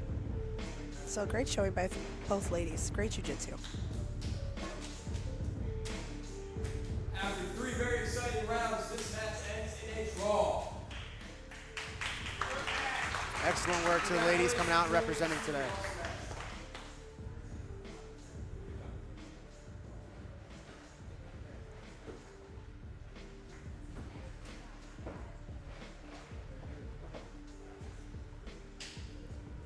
And for our next match, out of the blue corner, let's welcome in Nick Mancini. All right, Nick Mancini's an arena grappling vet. He is 0-0-1 here. He's from Bayside Jiu-Jitsu and Riverfront BJJ, and he's a brown belt. And his opponent, out of the red corner, returning, Dietrich Trumbauer. Dietrich Trumbauer, he's also an arena grappling vet. He is 2-1-1 with 4 submissions. He's from Tap House Jiu-Jitsu, and he's a purple belt. This match is going to be crazy from the jump. I feel it coming on. Yeah, you see, like, both these guys have crazy high pace. What's going on? What's up? We are joined here by our One Take Jake ring announcer, Jake Noaker, doing a fantastic announcing job so far. It's been a fun card. Ooh, that was a nice little jump over the back there. I've never seen Nick grapple in person, but I've heard a lot of hype, so I'm excited for this one specifically. Dietrich always brings it, so. Yeah, Nick, even though like he's got a very extensive wrestling background, he is still about the leg locks as well, so you can see him dive for leg locks too. It's a scary man. Wrestlers that leg lock, oh no. Right. You don't need that. You're like, man, once those wrestlers, once they learn to get comfortable off their back, like they're scary to watch. And we've seen Dietrich in the past use his top pressure with a lot of success, and for Nick to allow him to be on top like that, I don't know. Oh, nice little bite there. Nick's rolling out, but he's only got so much cage. The crank on that. Nice. I always get a little weary when someone's first effort is to turn, especially when you have boundaries. Yeah. If you're not splitting, if you're not trying to clear, if you're just hoping to spin, it could be a bad day. Dietrich really plays that high-low game. He's going to attack your head. He's going to sit back on your legs. He's going to attack your head, sit back on your legs.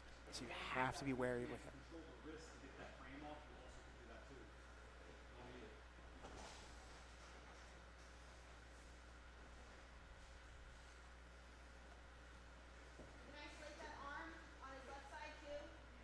You can also see Dietrich.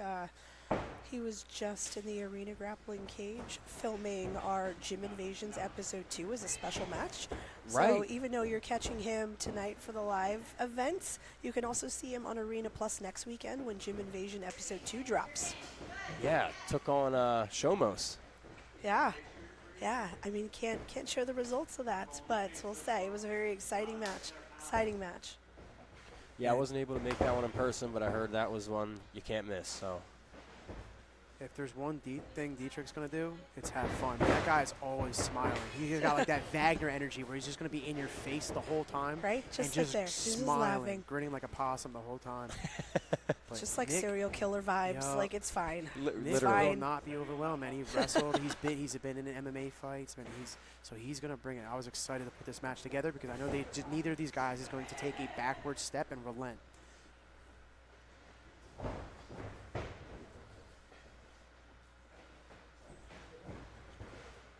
they're talking. They're having some fun early on. These boys are going to walk away with some sore foreheads after the match. Oh, this pace is crazy. Ooh. Ooh, nice little bite on his head there. Uses it for a shot. Nice.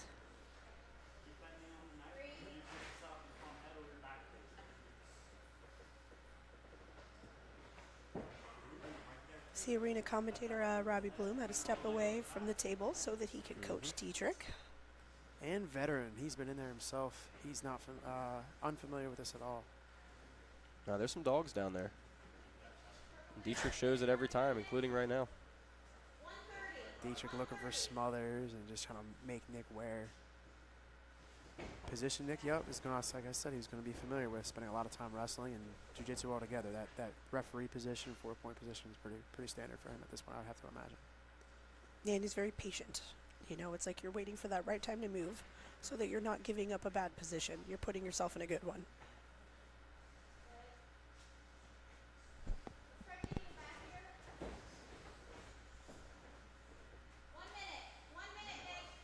This is where we got to watch. If I'm Nick, you have to be careful floating that leg out there. Dietrich will play with the neck, and then he'll jump back. Yep, especially short time. You're seeing it today, you know, that when they get under a minute, they feel like, man, if I'm not going to be able to pass the guard, hey, I'm just going to dive for a leg instead. It's go time, yeah. Nick's playing with that far wrist, maybe some far side arm drag, some dog fight stuff. There it is. He's looking to build up. Little wrestle up options. Dietrich's doing a good job with head position, forward pressure. Yeah, he's not allowing Nick to build a base at all. Yep, Nick wrestled up. Ooh. Ooh, nice little omoplata attempts.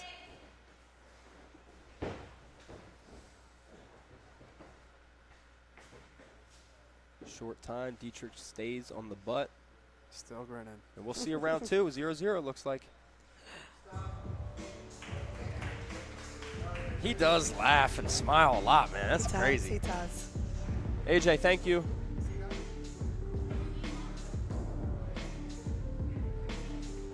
Welcome back.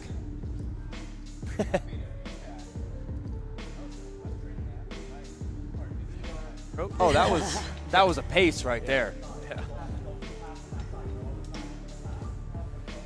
Oh man, this is nice here with the TV and everything. I know. Look at the setup we got this time. This is nice. Arena Plus subscribers. It's going to be a big 2024 because this live show is awesome behind the scenes. It is. It is. Like this production for this live show.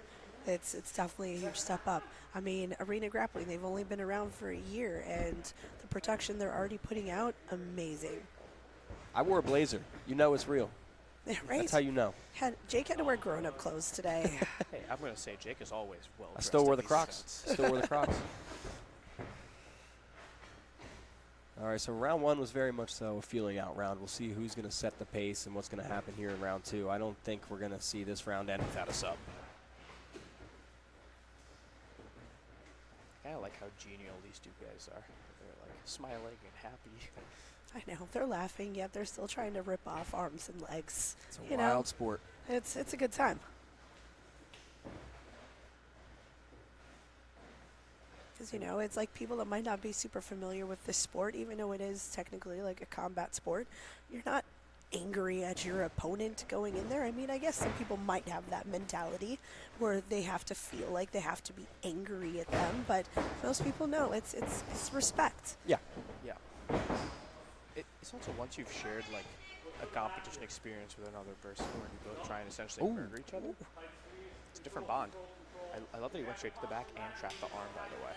Yeah, nice little Wagner smother that he had in there. Tried to go to a rear crucifix and then couldn't. Well, neon head.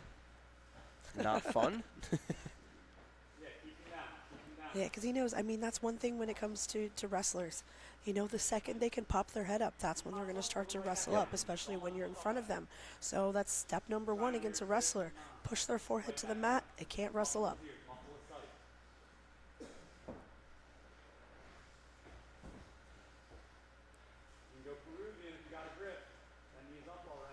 Dietrich's corner, or excuse me, Nick's corner yelling for a Peruvian. I think that was Dietrich's corner. It was Dietrich's corner. I was right the first time. It's the camera feed. Don't mind Jake. Confused. We love Jake, but he's still a white belt. That's why I got kicked off commentary, you know? Ooh.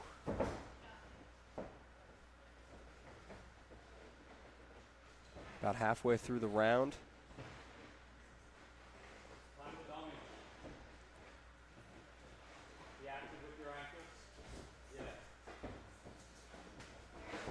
Nope. Cartwheel number one. Right into the legs. legs. We could have a Nick Mancini cartwheel counter as well. It's his go-to pass. I'm enjoying Robbie's coaching as well. It's very calm.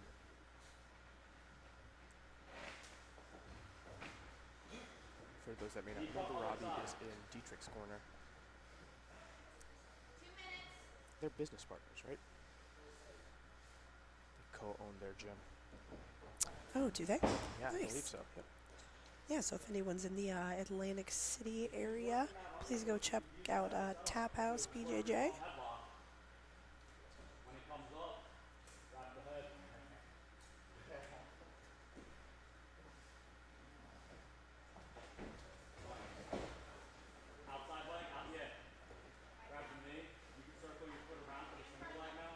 What an entanglement. Ooh. Jeez.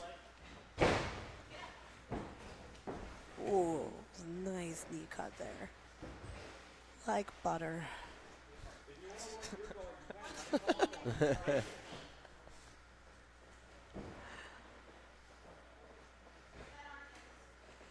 you can just see the high level in both of these guys. You know, it's the constant hand fighting, the battles.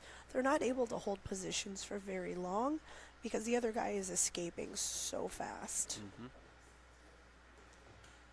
Yeah, this has been a very floppy and slippery match that no one's able to really set anything up for too long.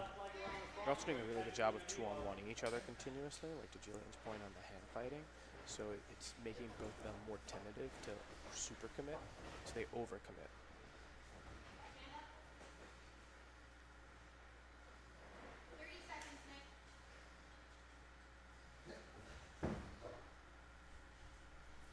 Might be heading into round 3, a little sudden death situation.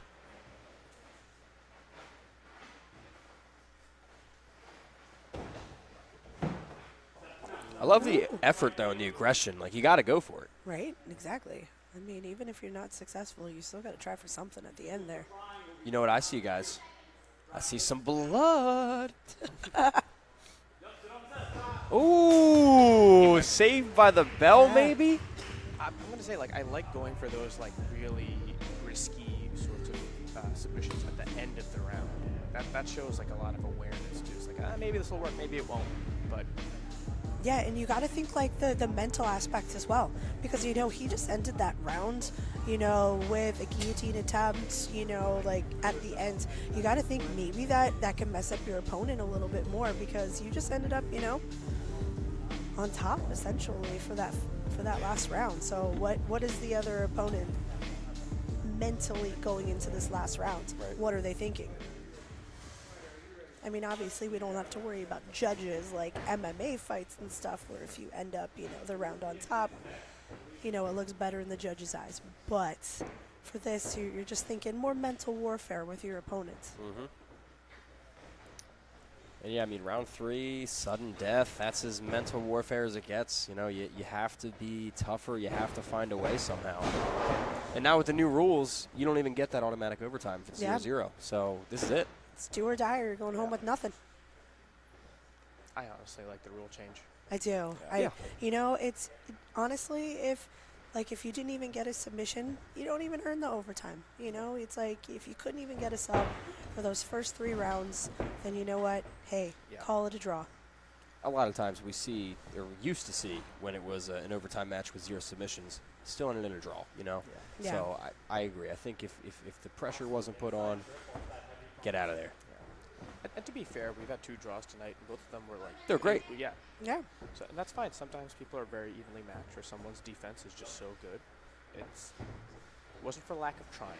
Yeah, there were still excellent matches. You saw a lot of great things from both sides in our matches that ended in draws today. I mean, this card is so high level, through and through, top to bottom.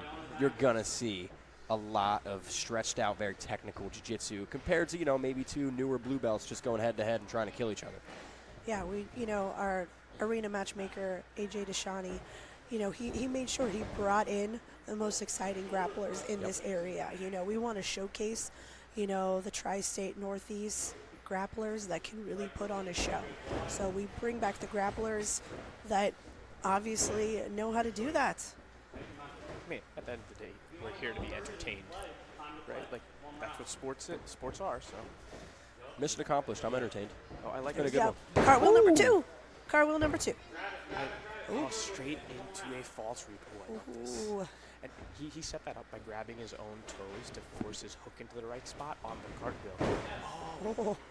Little dummy sweep. I know. Sorry, guys, I'm getting super excited. I like some of this stuff. Right? Because you can also see some of the stuff too when it comes to the sub-only format. I think people sometimes might be a little bit more accepting of sweeps because they know they might be able to set up, their bottom game, their leg locks and things like that as well.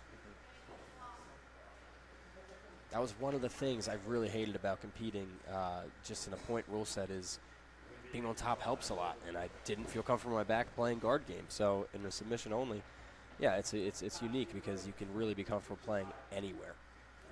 And we've seen it. These guys have been all over the place. Yeah. I mean, we're seeing everything in the kitchen sink from these guys. Yeah. It's great. Oh, man, they're still trying to rip each other's legs apart. 2 minutes left. Time to turn it up, though. This is where you go for broke. They're fatigued a little bit, too. Understandable. Well, now, are we going to see cartwheel pass number 3? Yes. Oh, okay. Little Mystic Jillian out here.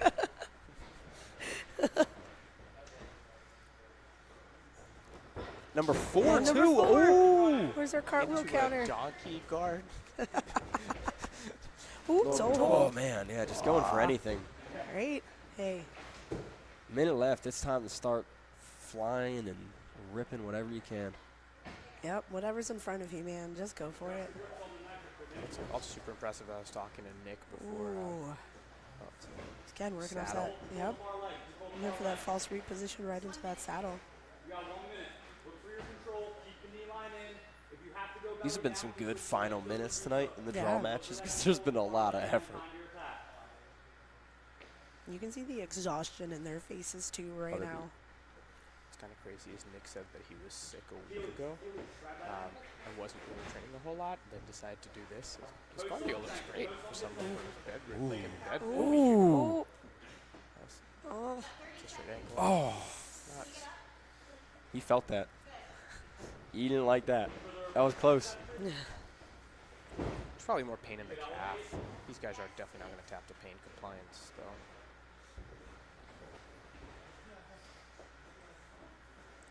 Seconds. Oh. Now Nick's got a shot. All right, less than 10 seconds left. Let's see if someone can pull out something. Last few seconds here.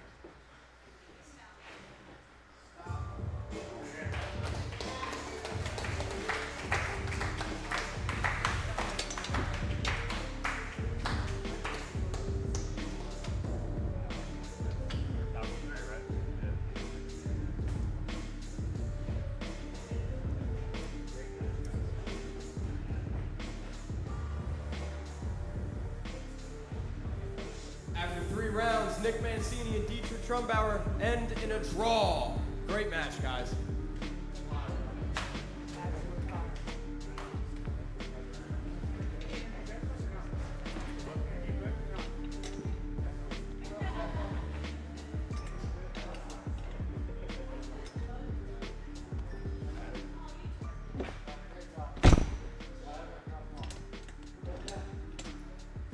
All right, guys, for our next match, match number 7, out of the blue corner, Raquel Rohrbach.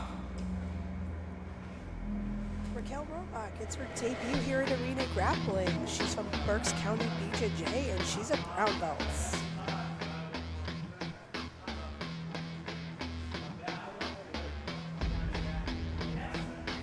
And her opponent, out of the red corner, Ansley Cox. Ansley Cox, welcome back. She's an Arena Grappling vet with a 1-2 record. She's from Hearts BJJ, and she's a brown belt.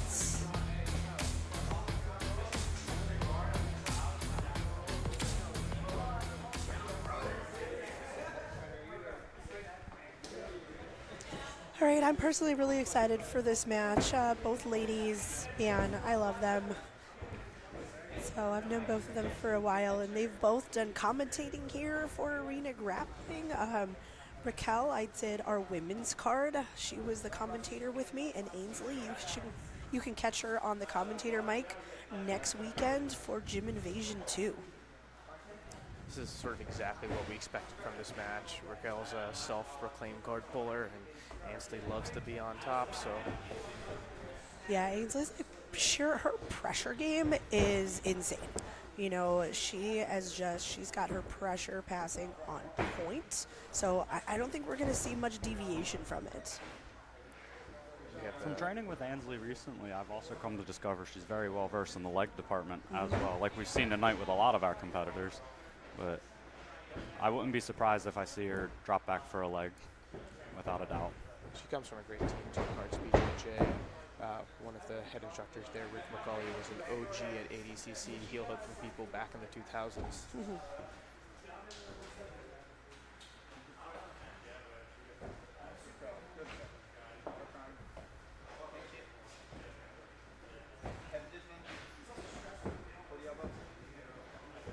Raquel's attacking this omoplata. Yeah, you see Ainsley's looking to kind of deadlift out of it. See, maybe Raquel switched to a little bit of a choke from it instead. I've also trained with Ainsley. She is really strong. She is. Yeah. She is absolutely strong. She has 3 kids as well, so I'm going to say it's mom strength. It is. It absolutely is. She's picking Raquel straight off the ground. Yeah, just absolutely just deadlifted another grown-ass woman right off the ground. All off the pressure of her shoulder, too. There's a lot of pressure on the shoulder, a lot of shoulder strength to be able to do that.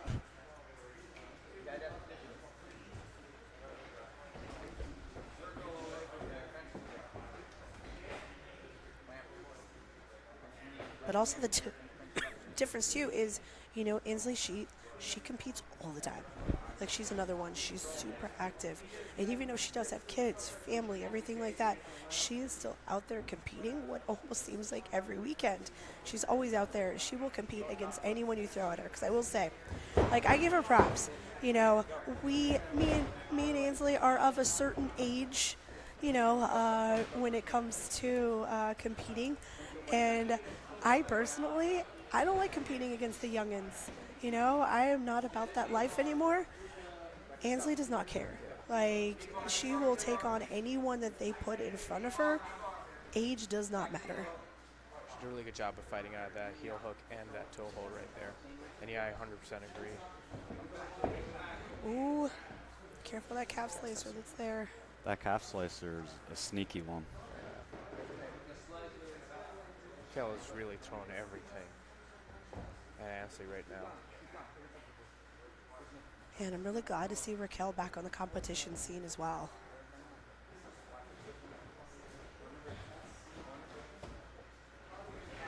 Oh, I love this. Raquel just switched to other leg. Belly down, straight ankle. Keeping the pressure up. Ainsley's free now. Raquel's putting on a good display of utilizing her guard and her flexibility against Ansley's constant pressure. This is a good matchup. I do really love that passage north-south there to mitigate the guard a little bit more. See Tim Hart in the corner there, or Hart's BJJ.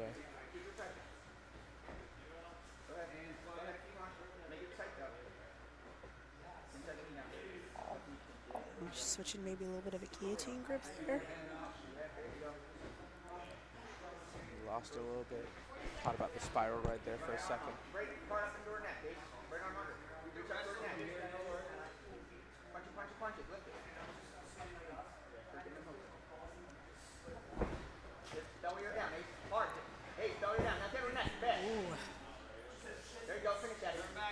Short time here, 30 seconds if she wants to try and finish this head and arm choke. That was a beautiful back take, circling to the back. Ansley's back takes are very dangerous. We've actually seen her in arena a few times at the end of matches end up on the back or in mount. Run out of time. 5 seconds.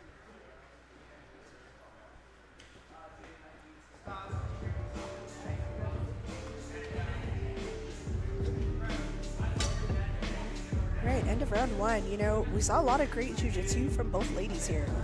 We saw both of them really attacking. One from more the top position, one from more the bottom. But you see by the end there, I think Ansley was really able to kind of figure out how to stop Raquel's game off of the bottom. She gave her no space to be able to invert or to move or to sneak in a foot, and able to use that pressure to stay on top.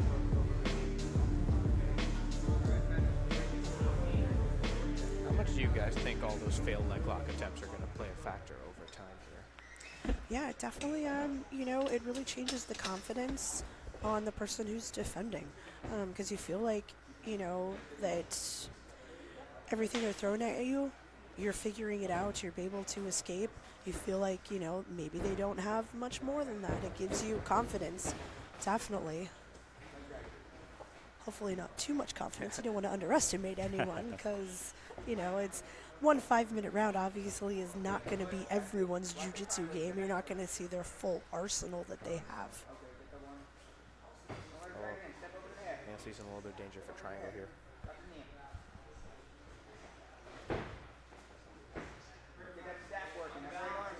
I see with a lot of these higher level matches, like with your purple, brown, black belts, you'll see the competitors get right after their game plan more. Like Raquel pulled early, Ansley's right on the pass, as opposed to that feeling out process. So we get to see some action right away here.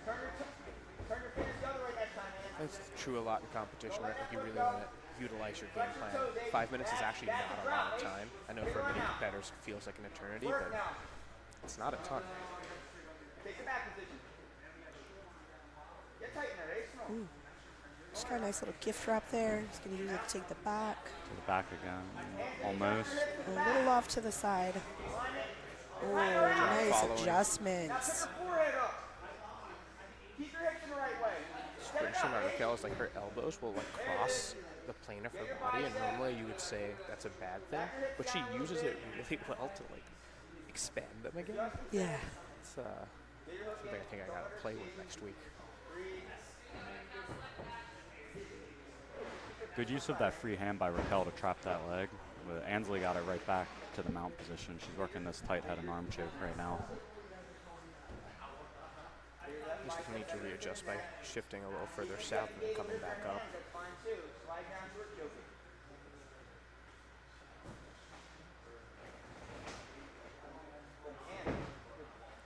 She got the tap. Ooh. Yeah, looks like we got the tap. She's up 1. Yeah, so she was able to even get that head and arm choke. You just saw like how tight that squeeze was that she had. She didn't even have to go off to the side. She was still in that mount position. She just had it wrapped up super tight. And you know, Raquel wasn't really able to start moving. She wasn't able to hip out or even try to defend at all. Yeah, we've seen the strength of Ansley before and we've talked about it. So, you know, that squeeze was probably pretty off. Yeah, you could tell it was more of like the rear naked choke style grip for that head and arm choke, and It's just her squeeze. It's tight. Great display of patience to stay on that squeeze too. Most common mistake, people let go of that head and arm too early, but you let it sink in, get in the submission.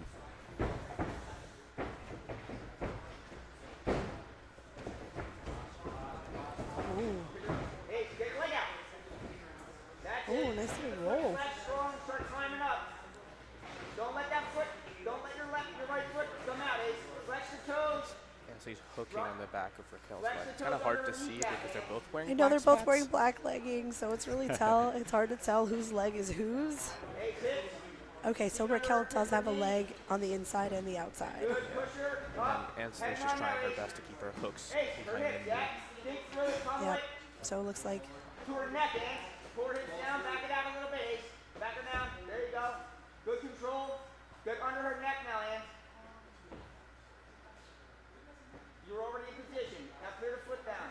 Drive in with your chest. Pinch.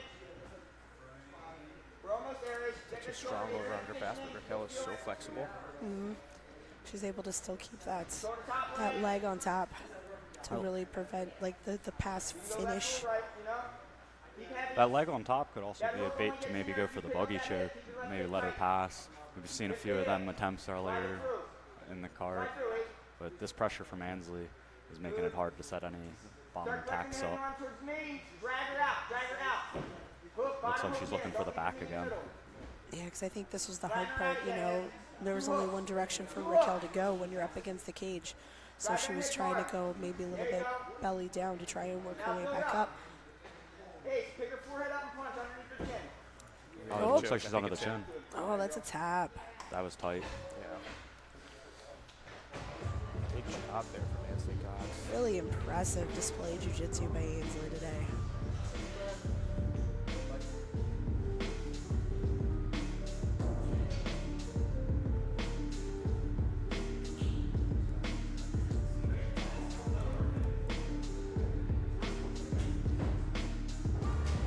And your winner, out of the red corner, Andrew Cox.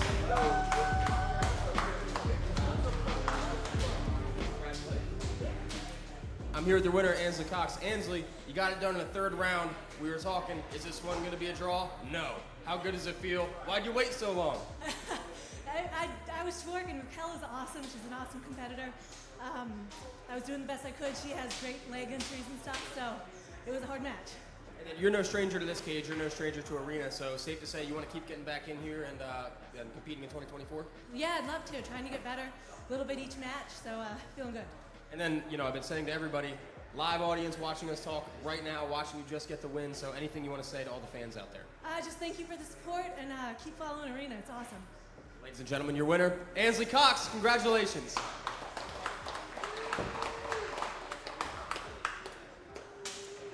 All right, guys, and we're going to get your next match going now.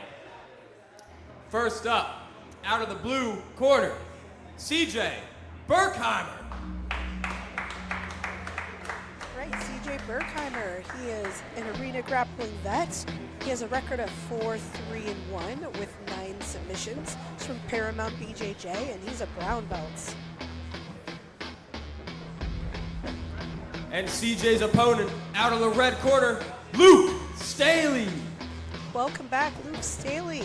He's an arena vet with a record of 1-1 with 1 submission from Powerhouse MMA, and he's a brown belt. I think this match, before it even starts, has potential to take match of the night. It does. I'm so excited for this. Like, this could be a main event all on its own, honestly, by just the high level intensity that these guys bring. I'm super excited for this. You know, when you say that CJ Berkheimer is like a vet, it kind of understates it in some ways because he's like the arena vet. He's like on almost every single card. He's highlight reel after highlight reel when it comes to arena grappling. So, of course, they picked him to lead the first arena grappling seminar, which was held. So, if you want to catch his seminar, it's still on the Arena Plus app. Go ahead and subscribe on there and check out his seminar. Also, another thing I really like, you know, speaking to AJ and him, AJ, in his corner right now, they work on stuff between matches, and every match is like a test for them. So whatever they're working on in the gym is what we see. It's not always his A game. It's not always the stuff he's best at. It's the stuff he wants to be the best at. So watching the growth is always great.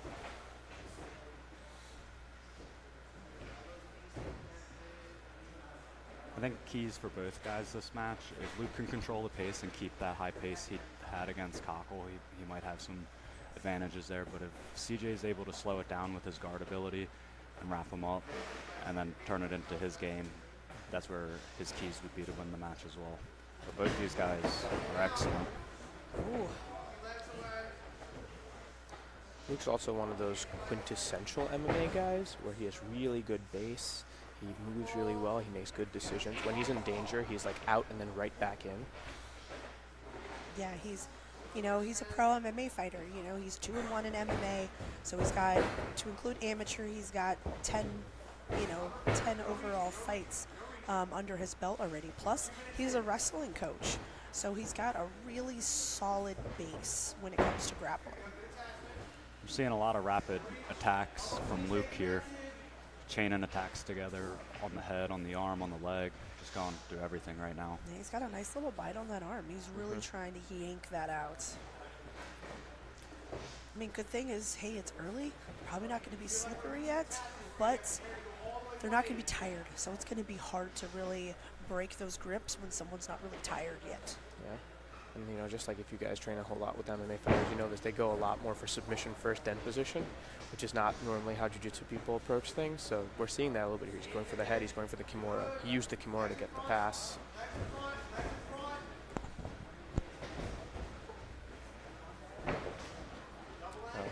Looking for the calf slicer by grabbing the hips. Matrix back scenario. CJ is using it to get back to the top.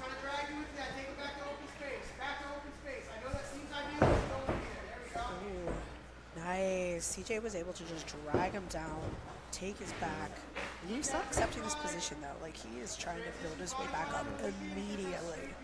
And we saw him in the beginning of the Andrew Cockle match in a fully locked rear naked choke and was able to escape from there. So as bad as this looks for Luke, I still have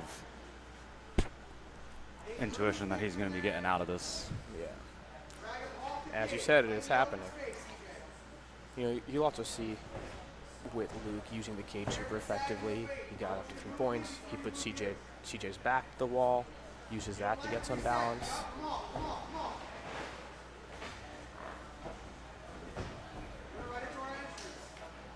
CJ electing to pull there.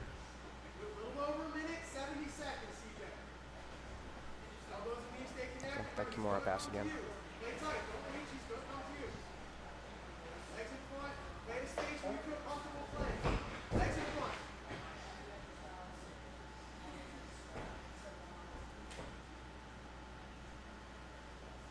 Hand all the way to the heel with the right hand. That's going to help put his knee away when we start to flare our knees. There we go. There's our tilts. We're going to play on the heel. If you don't like that, that's when we scoop underneath. Attacking the arm drag on the far side. Yeah, I like the use of that arm lever, trying to off balance, maybe to hit a sweep or to set up his own arm attack. Luke going for the leg lock. Back. Straight ankle lock attempt here. It's a little shallow. He is going belly down with it, but he lost control the rest of the leg. Good step around pass too. He just saw Luke. Man, Luke's just smothering. His attacks are just constant. Even though he was the one to fall back on the leg, he still ended up on top. He's constantly attacking. It's amazing to watch. Literally smothering there at the end, using his hand to press the face. Love it. So, yeah, first round down. Still 0-0. Yeah, Luke is pacing in the center of the cage right now while CJ is conferring with his corner. The one thing that we have seen with Luke in the past is he keeps the pressure up the whole way through. The real question is, can CJ match it over 3 rounds?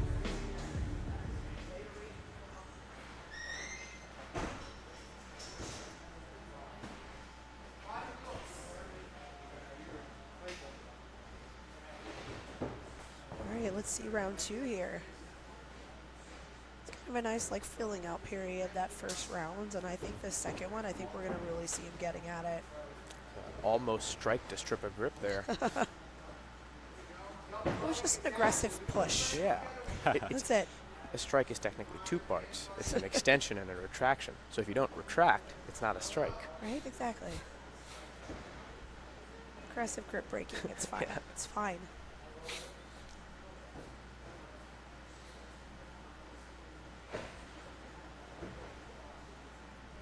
Luke looks to be under the chin here. Oh, that was almost a little knee to the face too. It's getting a little aggressive in there this round. CJ had a reverse lockdown there for a second.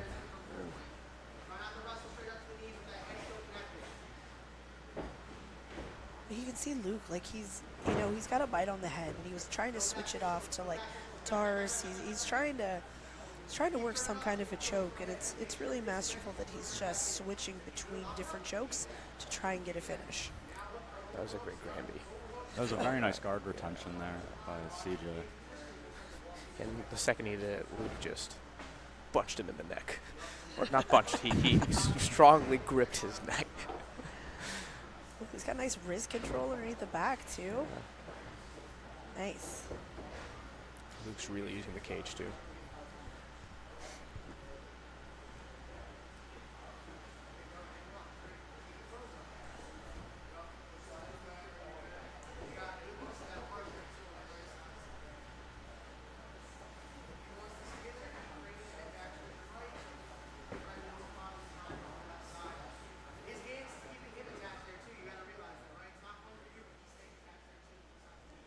CJ is pressed up into his own corner right now.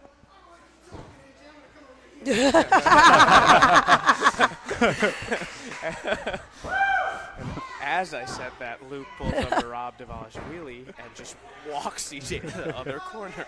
He did not like that, he had a front row ticket to his opponent getting coached. So he decided, no, screw this. I'm going to pick you up. I'm going to take you over to my corner instead. Your coach is going to have to yell your instructions now. I will say when during Suyi's match with Jules, that was part of the game plan, was for Suyi to bring the match to me so I could coach her without having to shout. I mean, it's good to be able to hear your coach, but I will say, we're hearing AJ loud and clear. That's one thing about this arena grappling cage is, there's no fans here, so it is pretty quiet. So you really are able to hear your coach pretty well.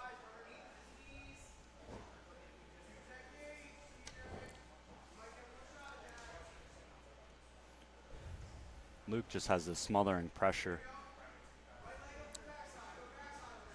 of just keep coming forward. He doesn't stop. I feel like cardio is not an issue for him, even though this is an endurance format. I haven't seen him get tired.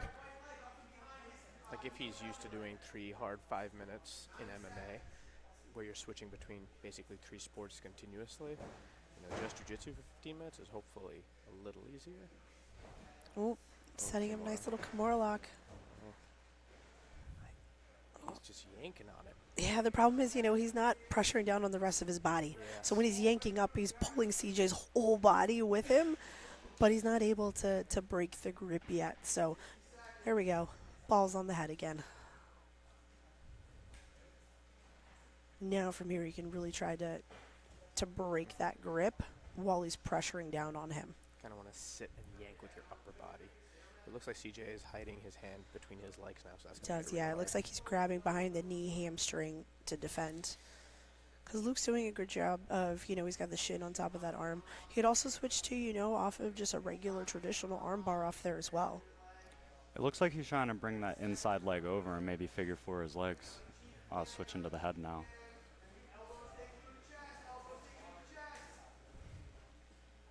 There's that arm bar transition. 20 seconds to go. There we go, 20 seconds.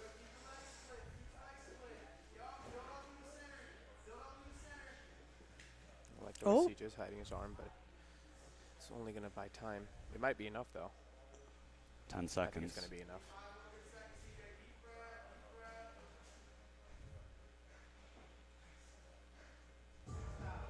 Oh, Saved by the Bell. It's been all Luke so far. It has. It's the Luke show. Impressive. So what's going to happen going to this third round? I mean, if you're CJ's corner, you know, what are you telling him right now? I would say send it, without a doubt. Sorry. I would say it's leg lock time. Like, he's going to have to start inverting a whole lot more and attacking heel hooks. The closest he's come to finishing this match has been a couple heel hook attempts. So I would, what do you think, Robbie? Same thing. I would say send it. He's been getting controlled with the pace and with the top pressure the whole match. If he's going to stay on bottom, look for that leg. Round 3, next submission wins. Here we go, into round 3.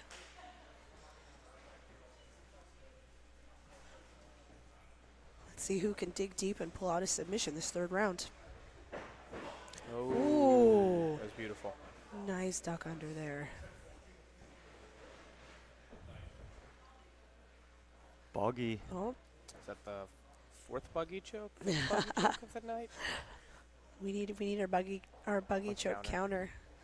Oh man, I mean Luke's doing the right thing. He's shoulder pressuring him into the side. Like it gets uncomfortable for CJ, and he had to let go.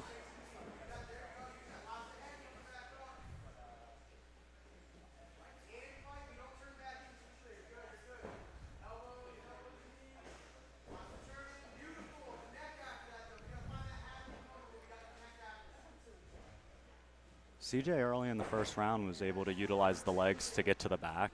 If he can do that too, that might be another way to control Luke. Ooh. He's got a little bit of a bite. Oh, he's going belly down with this straight ankle. Luke seems unfazed though. There it is again. The leg locks to the back transition, I think, is a really good option for CJ to use here to gain control and slow down the match. Mystic Jillian. I would hold on as tight as I could right here. Oh. How does he? I gotta be honest. Like, I have no idea how Luke just stood up there and just like shook CJ off. Right? Like, CJ looks bigger than him too in there. Like, when we're looking at it live too, he does look bigger. And it's like looking at Luke this whole time, he's so calm.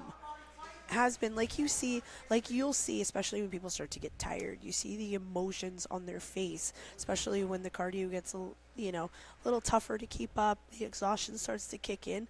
Luke has been stone-faced calm this entire time.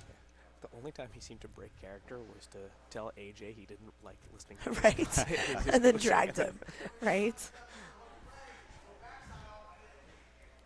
Dietrich always tells me it's easy to be confident when you know you're not going to get tired, so that could be a reason to play into that calmness effect, because he just knows he's not going to get tired. He's able to keep up with this high pace the whole match. That is very true. Ooh. Fatigue makes cowards of us all. But you just see beautiful transitions from Luke. Like you saw, even though like it's very traditional, but you saw that he was looking for an Americana, and then right when CJ was defending and he was setting up like the gift wrap, and CJ turned in, and now he's trying to set up like a Darce or a guillotine. It's just every single defense Luke has a counter attack for.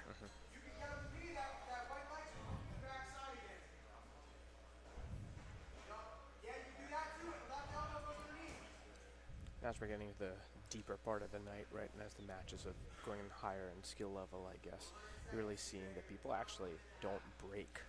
And breaking is sort of what leads to a submission a lot of the times. When you're good, if you're fatigued and if you're exhausted, that's what's going to lead to someone being able to actually tap you. But CJ, I just 1 minute, 30 seconds left. I don't see him breaking, though. Luke is trying real hard, too, though. He is. He's throwing attack after attack after attack on him. This also highlights CJ's defensive soundness and able to stay, I would like to say, equally as calm, not being undisciplined, opening up a lot of space. He was able to fend a lot of these attacks off, just not while being able to pick up any attacks of his own so far.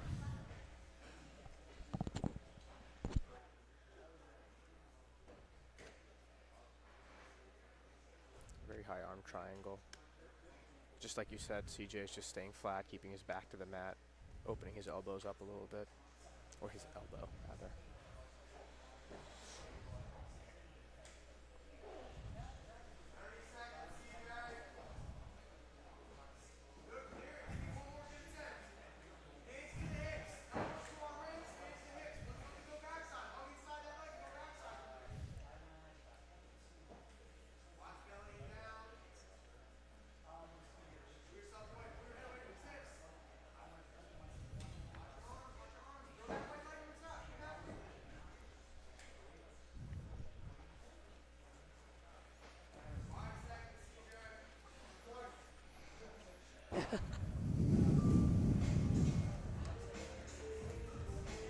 I see a little frustration out of Luke there, not being able to get a finish. Looks like we're going to a draw here.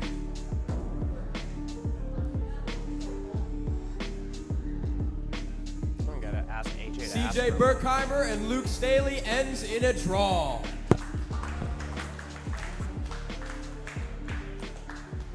Ladies and gentlemen, we're going to take one more break before we get to you with the co-main and the main event, so we will see you soon. For our first ever live arena grappling card, Arena 15, February 24th, co-main event, Catherine Deshani. Kat, how we doing? I'm doing pretty good. I'm excited to be here. Well, it's your gym. You're always here, but it's fight week, grapple week, whatever you want to call it. So, like, how's the energy? Excited to get back in that cage over there? I'm pumped. I feel like I had a really good training camp, and I'm really excited to be on the first live card, especially with Keith and Kevin. I'm sure everyone obviously knows that now. I'm a little nervous that people are going to be watching live, but it's at home, so it'll be really exciting. Well, you've competed live at Fury before, so, like, you've seen the big stage. Is that pressure actually going to be, like, a factor at all? Because, like, I know for me, having to do the intro live on a platform, I'm going to be shitting my pants. So how are you feeling about this? It's the first time I'm doing an endurance format live, so I think that might be why I'm a little nervous, just because it's long and you never know how each round's going to go. But other than that, I'm always nervous, so I'm sure it will go fine, because when I walk out on the stage for like Fury and Fight to Win, I don't feel it. So I think when I get in there, it'll be good. But right now, I'm just a little nervous. And you've been with Arena since like the ground up. So now to see it, you know, Arena 15 have a live card with an audience and subscribers. Like, how awesome is that? Like, just talk about the growth of the promotion.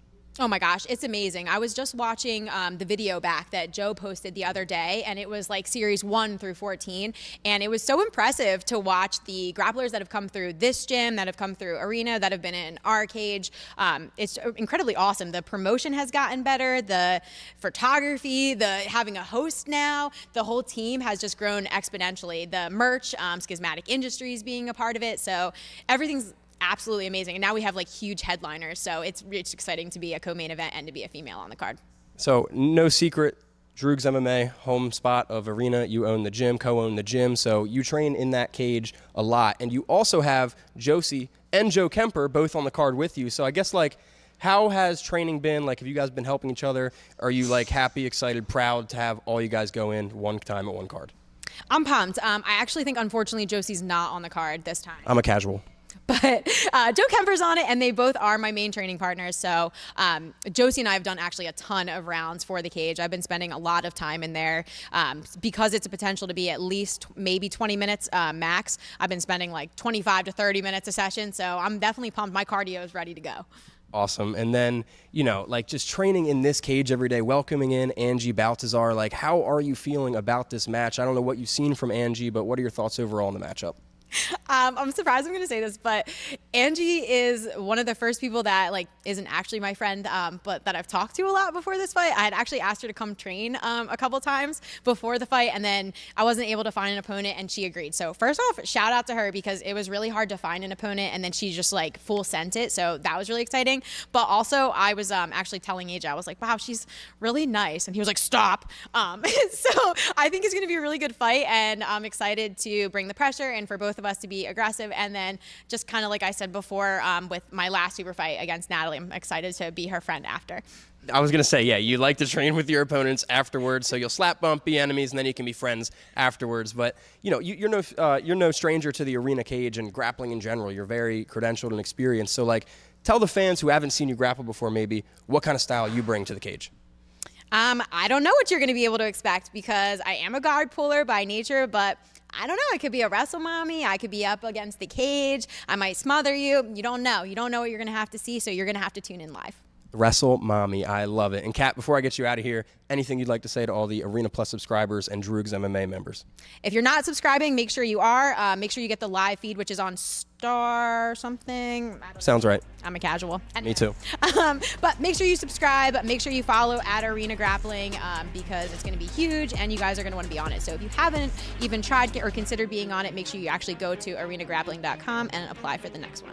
Saturday, February 24th. That's this Saturday, February 24th, in that cage. Arena 15 is live, 3 o'clock p.m. Kat Dashani in the co-main event.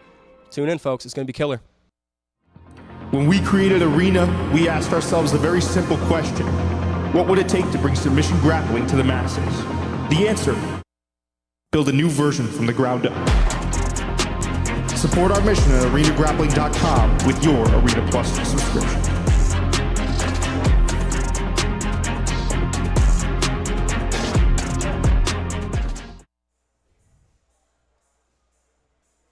Welcome back. So let's go ahead and recap, the last 4 matches that we just saw. Then we'll get to our co-main and our main events of the evening. So Sui Chen against Jules Aguilar.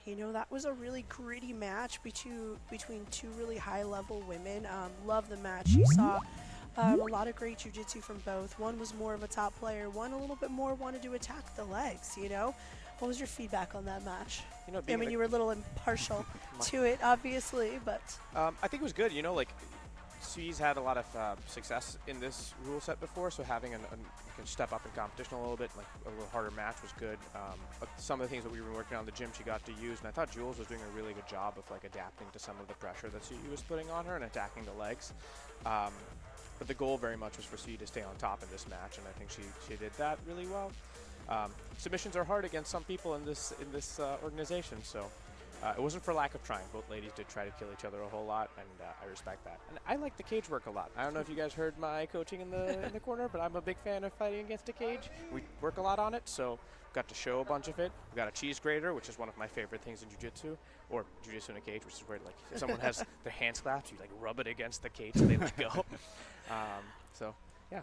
Yeah, and then we also saw another really impressive women's match between Ansley Cox and Raquel Rohrbach. They're really 2 really high-level brown belts in this area. 2 really great women we've both seen in Arena, either commentating or in the cage. It was a really exciting match.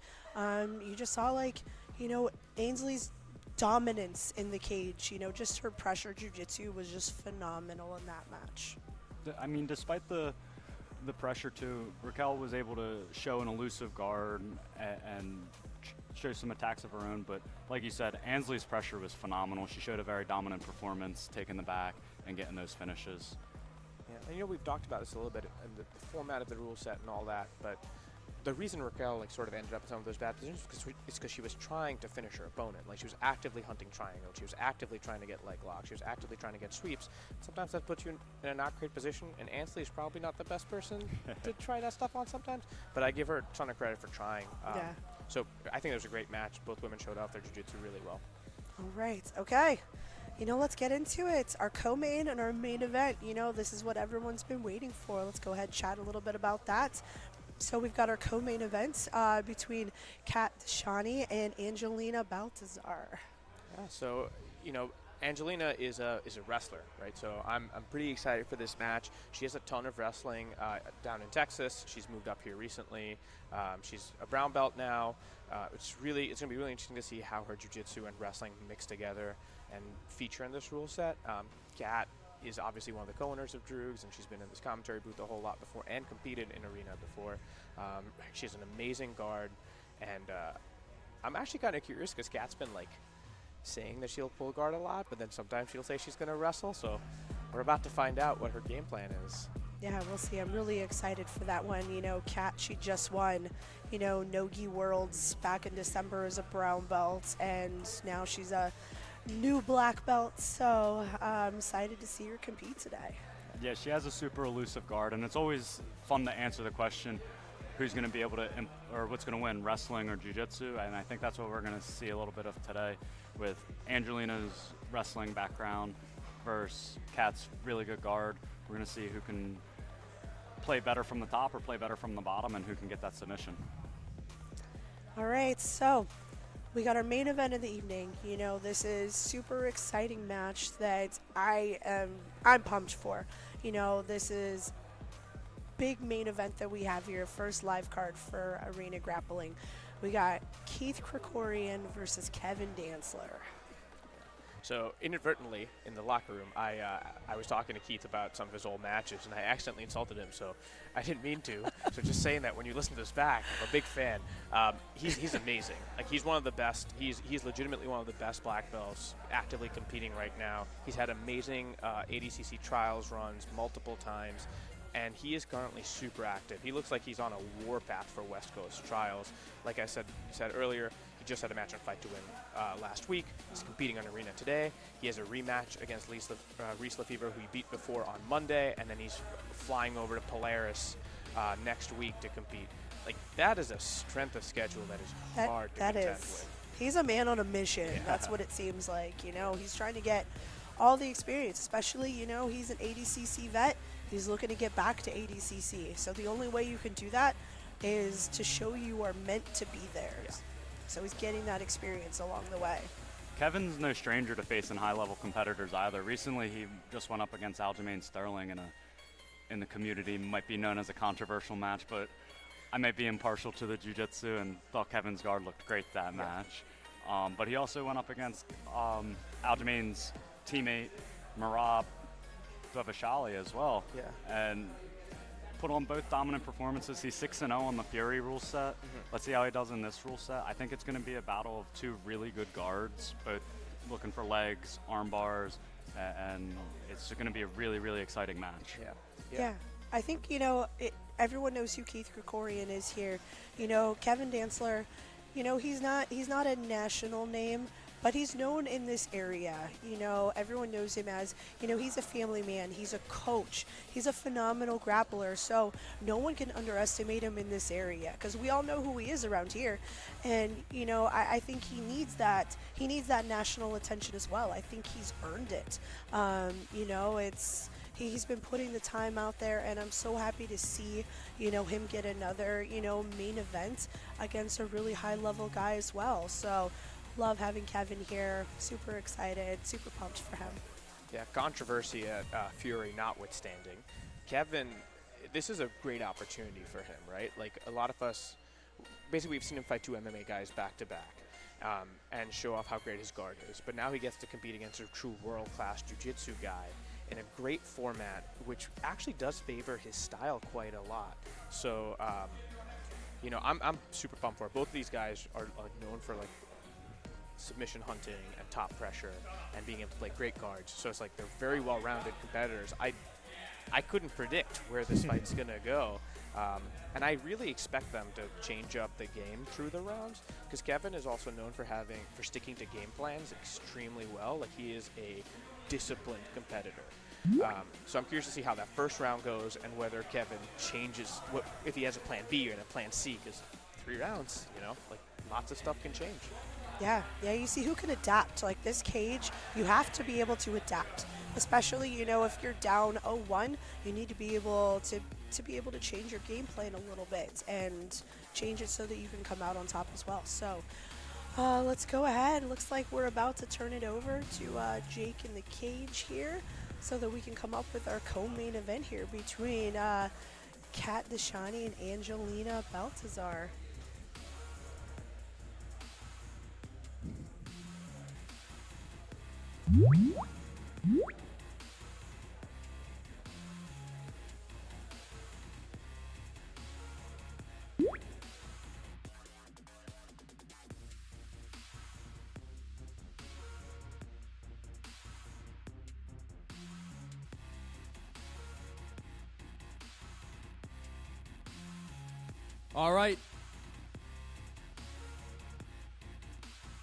All right, ladies and gentlemen, we're here for the co-main event of Arena 15. And entering first, out of the blue corner, Angelina Baltazar.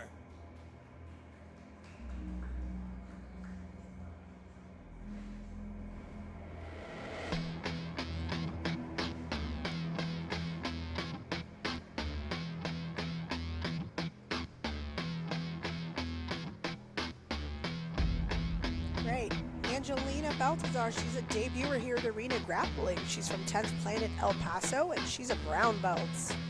And defending her home octagon out of the red corner, Catherine Deshani. Catherine Deshani is a vet here at Arena Grappling with a record of 2-0 with 3 submissions. She's out of Droogs MMA, and she's a black belt.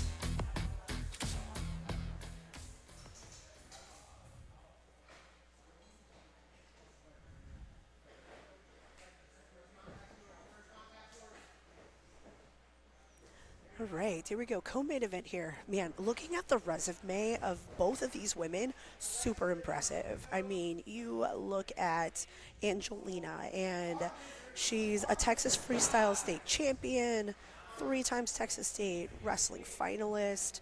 She's, you know, she's primarily wrestling focused, and she says this is her first ever big match for jiu-jitsu. So let's see if she can stay composed. Caught in an armbar early. Kat elected to start standing, and we saw her get her back to the cage and immediately go into a position known as Rockstar against the fence, and then adapted really well on the ground. This armbar was quick, or at least the attempt has been quick. We saw that wrestling background early with that nice throw, but it went right into the smooth armbar in transition. It looks like she's getting out though, starting to clear that arm. Kat being smart there, elected to go back to close guard. Yeah, Kat's got a really amazing, close and open guard. All of her attacks, like she's got a wicked guillotine that she can hunt for from butterfly, close guard, open guard. You know, it's crazy how she can just sneak that hand in there. Angelina's being patient with this body lock. She's stepping over.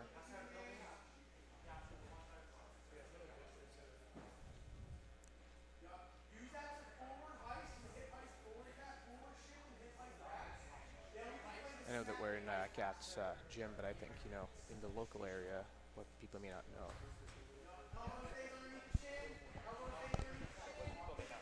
About Kat is she's actually quite a galvanizing force for the women in jiu-jitsu in the region. She regularly texts all the women to come train with her.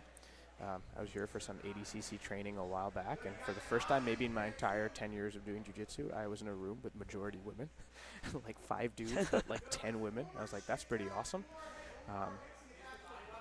Yeah, you have to, especially Kat, she's a multiple-time world champion, and, it's hard to get training partners that size, especially that level and everything. So you got to go out there, make your connections, bring those people to you so that you can get, a camp that would be helpful for anything that you're training for. It's all about your training partners. Yeah, she texts you every week, are you coming to train this week?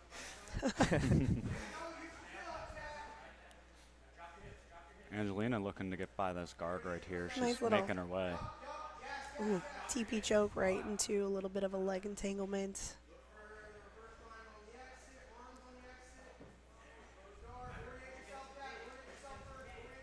Angelina's going to have a little bit of a hard time, I think, getting through this guard.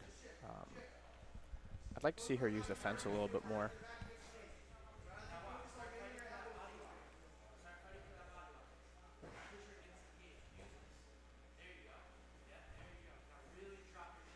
There we go.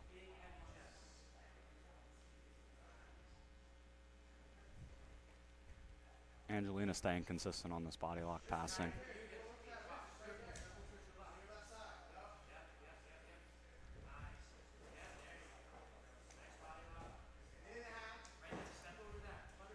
I think she's going to have to tilt Kat a little bit to her left in order to get that leg over.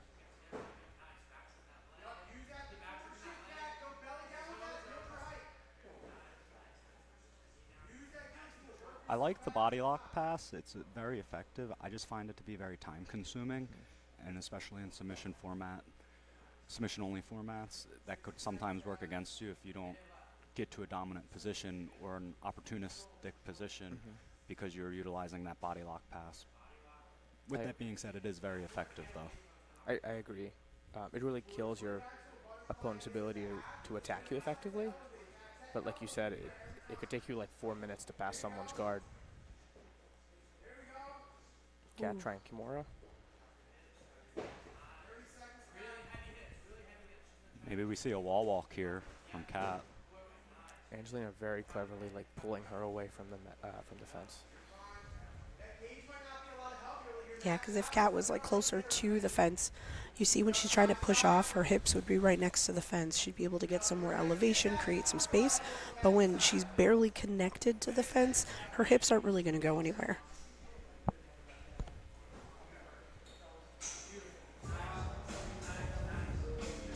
Right, first round down.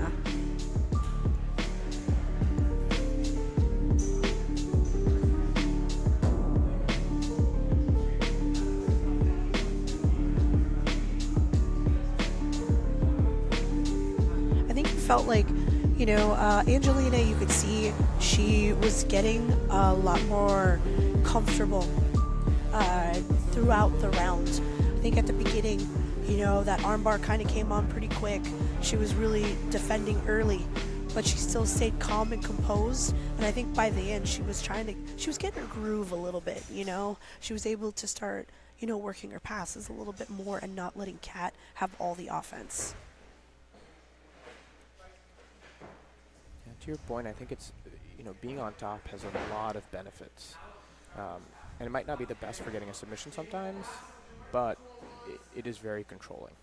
And I think that's what... Ooh. Angelina. Right into a leg attack. This is a huge change. Yeah.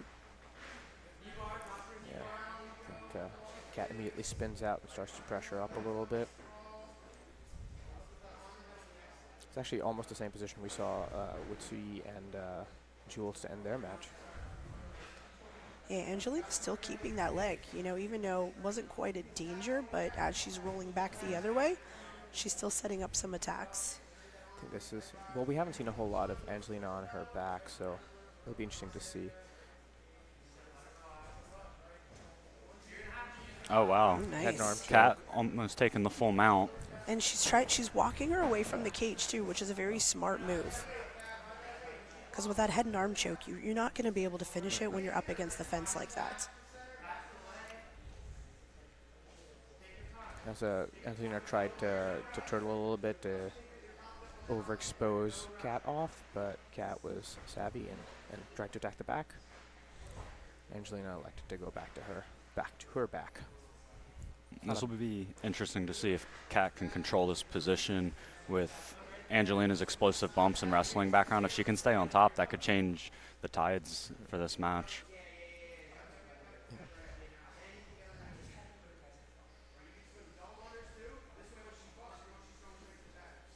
Kat actually, even though she's a guard puller by her own measure, she's very good on top, and I think that's something that we are also seeing more and more among lighter weight classes, like people just becoming very confident in top pressure games. Yeah, because even though she elects to pull guard, she uses it more for sweeps so that she does end up on top. She's a very confident person on the top as well, not just pulling guard and being on her back. A little smother. There we go. Their double smother. Love the smother. Love the smother. Oh, back dig. Ooh, nice. Good follow by Kat.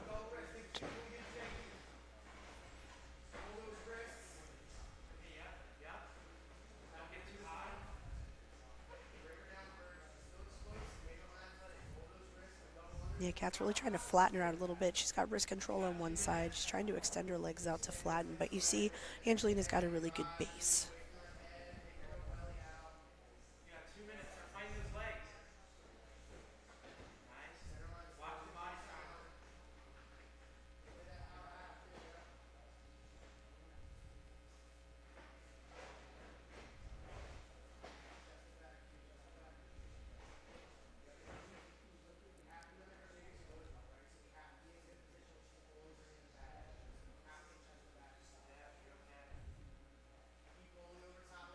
Angelina doing a really good job staying composed.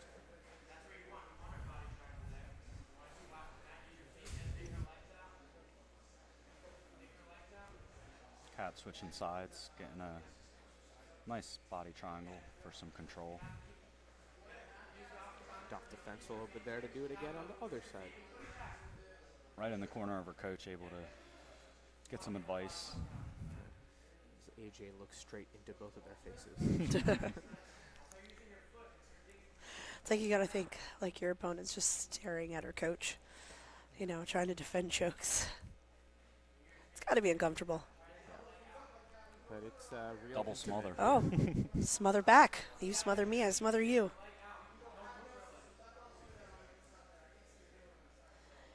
All right, so less than a minute of round 2. You know, Kat's been on her back for a little while. Got to see like some more attempts under the neck there. Angelina might almost be out here. She might be able to roll her back over though. She's still got that body lock triangle in a little bit. Angelina's like pulling on her neck and trying to crush her against Yeah. the fence.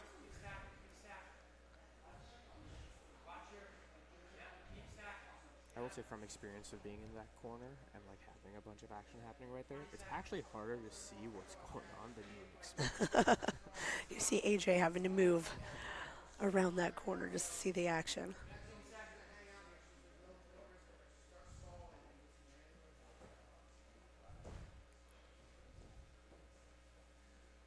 A little bit of a deep half guard here. We're in final 10 seconds. Good top control from both ladies.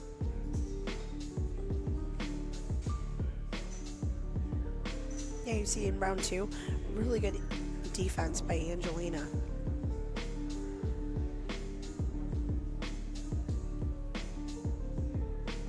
I think if Kat can get back on top and look for the back, that'll be her key to success. But if Angelina is able to control the game and maybe keep Kat on the bottom and utilize that pressure passing again, then she might be able to take it.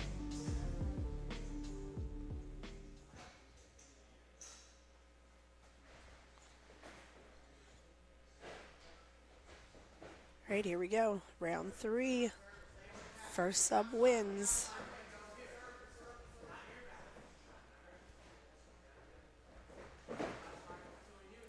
Jumping Cat's hucking the legs.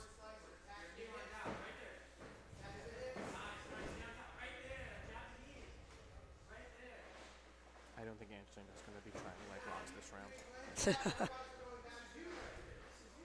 I mean, she thought about it. You could see, like in her mind, there was a split second where she was on top.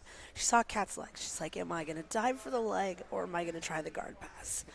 And she tried for the guard pass. I think that's the correct decision.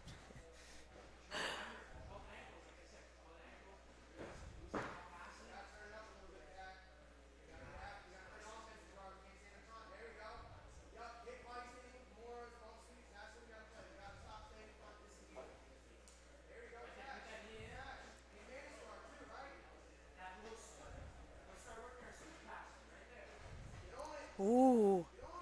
Kat looking Nice for little the bite. Kimura.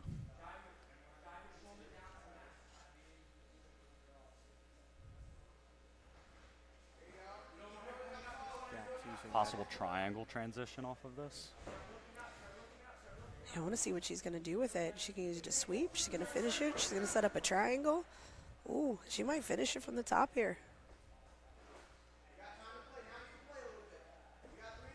You can see she's got, you know, really heavy hips, really heavy on top. She's got to break the grip, though.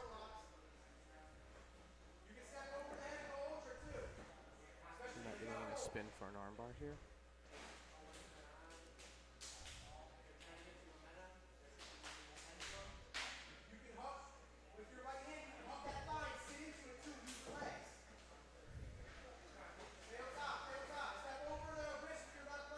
Slowly working to split that grip.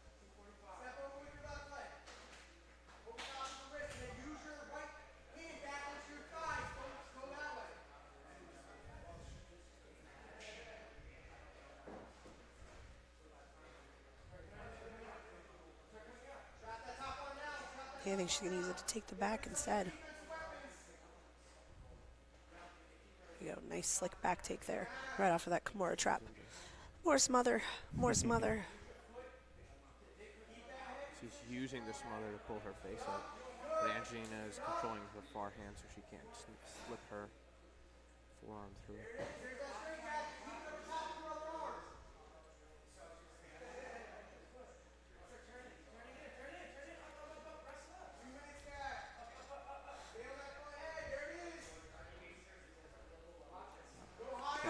hit a guillotine. Oh, she's getting that elbow high. AJ calling for the diesel squeezle again. Oh.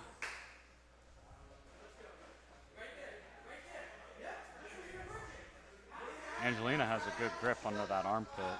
Yeah, Kat's got to be careful of that arm that she's got left in there.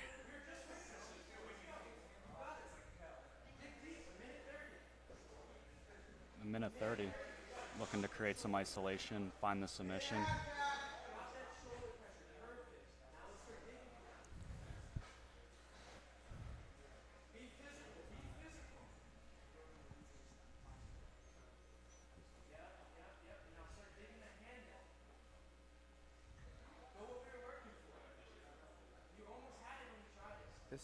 This whole round has been like a microcosm of the last 2 rounds. We've seen both ladies on top, both ladies attack.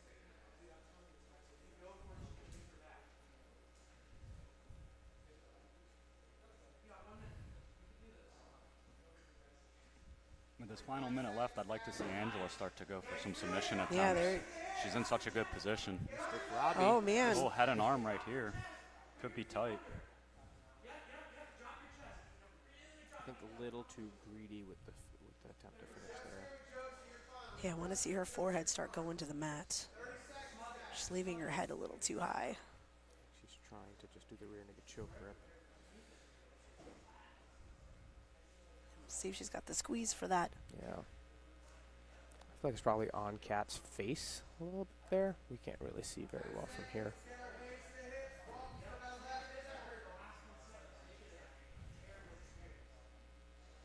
Yeah, less than 10 seconds.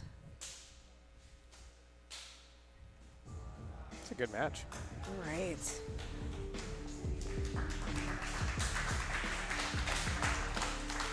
Very tough match.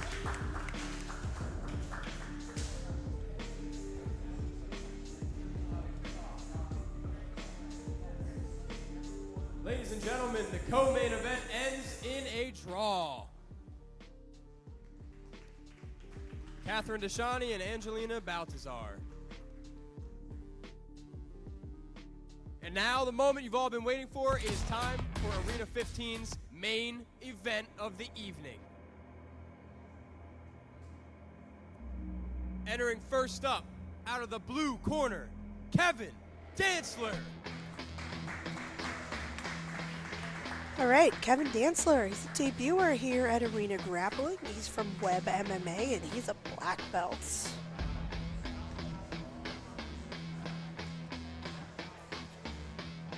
And his opponent out of the red corner, Keith Krikorian. All right, Keith Krikorian. He's an ADCC vet. He is from 10th Planet San Diego, and he's a black belt.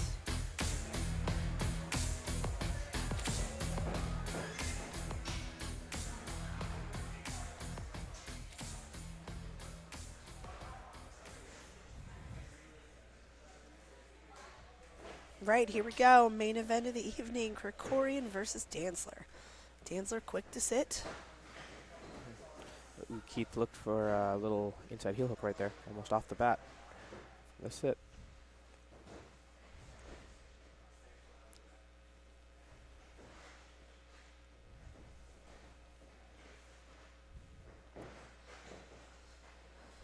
I think we're seeing more guard passing attempts by Krikorian than, Dantzler's last professional match. Yeah. Not going to say names, but... I will. Aljamain Sterling. Well, in his defense, because I'm a big top guy anyway, when you train MMA, you train to pass guards with strikes, so like his skill set doesn't lend well to passing someone's guard like this, and it's probably unnerving to be attacking Dantzler's guard. Yeah, because honestly, when it comes to MMA, like, you're not used to someone attacking your legs when you're passing guard, because the person on bottom is looking to stand up. Yes. They're not used to inverting and attacking legs, attacking your arms. They're not doing any of that in an MMA fight. But Keith obviously knows how to pass guard in a jiu-jitsu match, so he's attacking the hips and the knees continuously. Both guys looking to control the leg entanglement here. Yeah, and Keith Krikorian's professional grappling record, his 2 submissions that he hits the most are the rear naked chokes and the heel hooks. Which are all, like, the honestly bread and butter for Nogi Jiu-Jitsu. Absolutely. Yeah. I've had the opportunity to also train at his gym in the past, and it's they get after it. 10th Plant San Diego is no joke. That's Boogie Martinez's gym.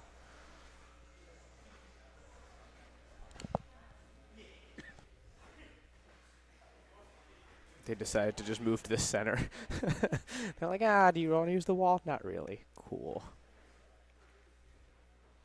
No, they both know that it limits each other's movements and Yeah. everything. So, I mean, and sometimes it limits your own offense. So they're just like, even though this is in a cage, they don't want any part of the cage. Yeah.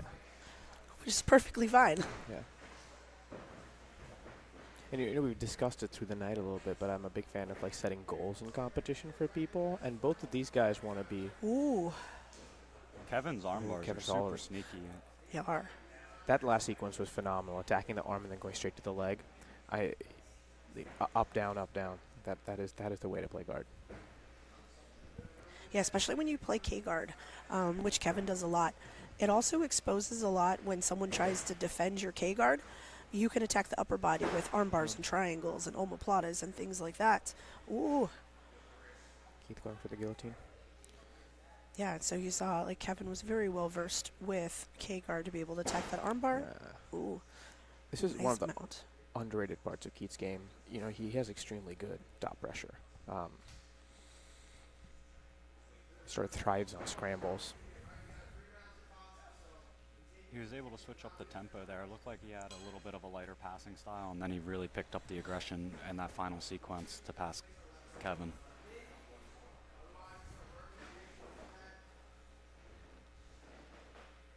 Extending him and climbing.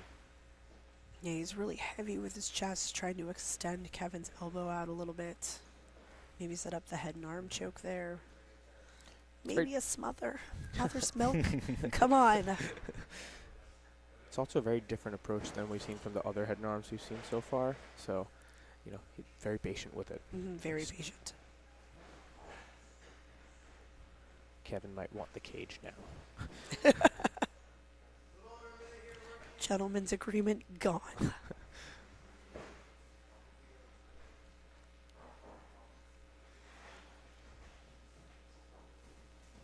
And he's in the corner of, you know, Kevin Danzler's coach, Jonathan Webb, who is the owner of Webb MMA. He's another, you know, legend in the Philly area, UFC fighter, multiple-time champ in the regional level.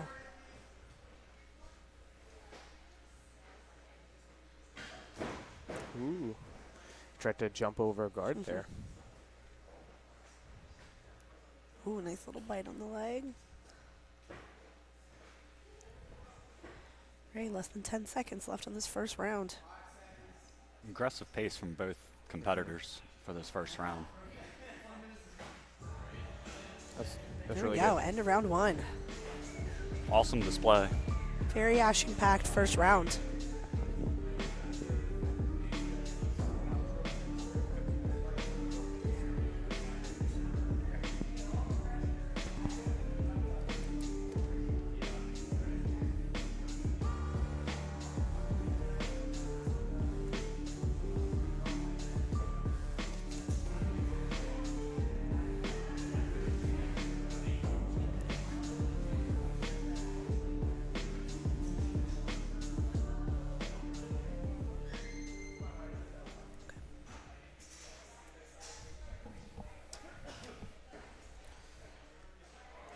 I think that round should have given Kevin a lot of confidence that he can attack with impunity.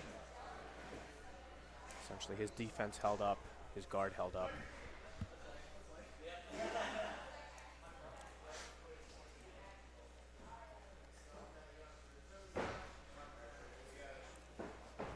Yeah, we saw some really great high-level jiu-jitsu from both guys that first round.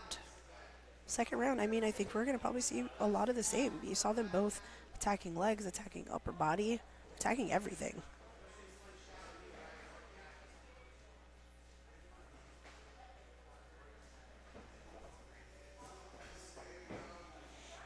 You just saw Keith was just not phased there, as he was just, Kevin was just playing with his foot, just readjusting. Oh my God. That was sick. That armbar was amazing. That was a beautiful sequence. Amazing. Yeah, and the preceding position, like he saw the leg lock attack, and he just said, like, where is your leg, Kevin? Let me just jump on it. Right? He just waited for the perfect moment, and then suddenly he dove on Kevin's instead. Yeah. I think we can get Keith on more arena cards. I wish. Can we just have him here? Yeah, like all the time.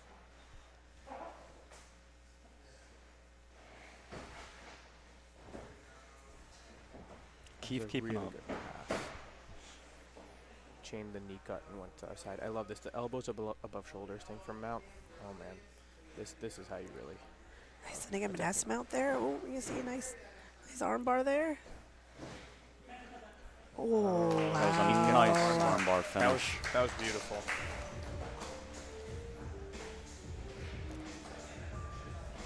He passed to the right and then the left specifically to isolate the elbows and push them above the shoulders so that he could set that S mount up. That was phenomenal. All right, end of round 2. We got Keith Krikorian is up 1-0 going into round 3. So that means Kevin has to get a submission in his third round to see overtime. Kevin doesn't come back with a submission, then Keith takes it.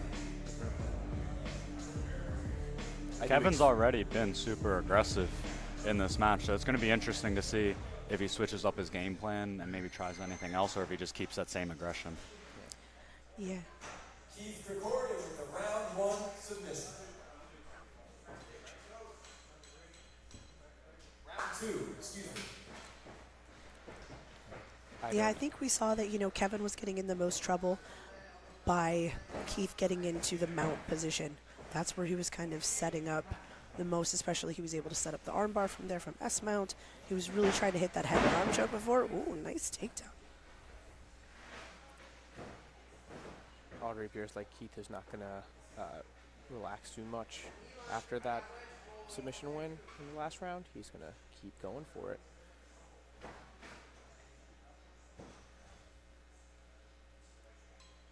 Leg drag, neck crank.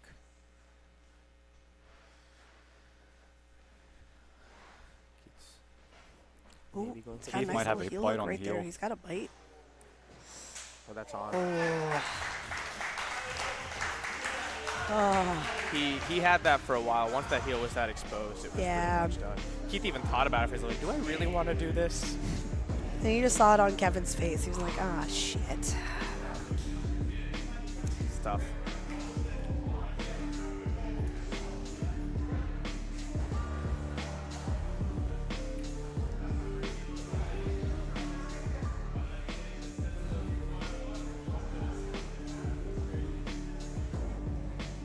And your winner of the main event out of the red corner, Keith Krikorian.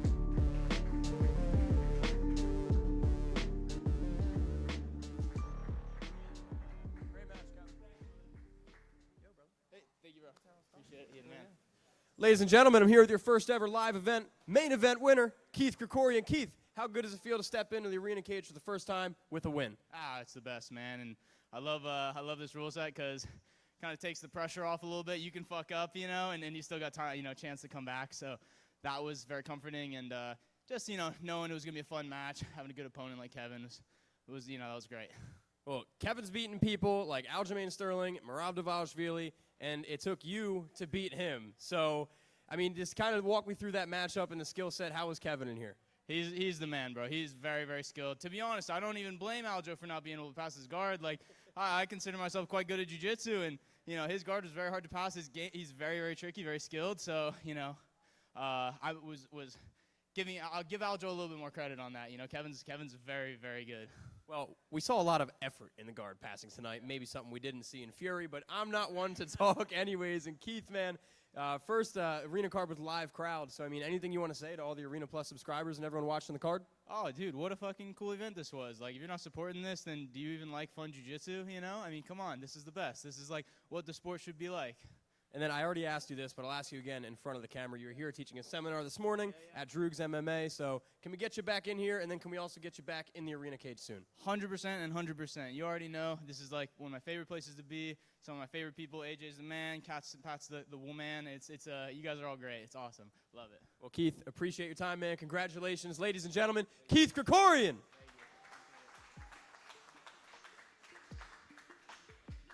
Ladies and gentlemen, that's a wrap on Arena 15. Thank you all so much for tuning in. I'm Jake Noack, your host, and now our commentary team is going to get you out of here safely. Have a good night, everybody.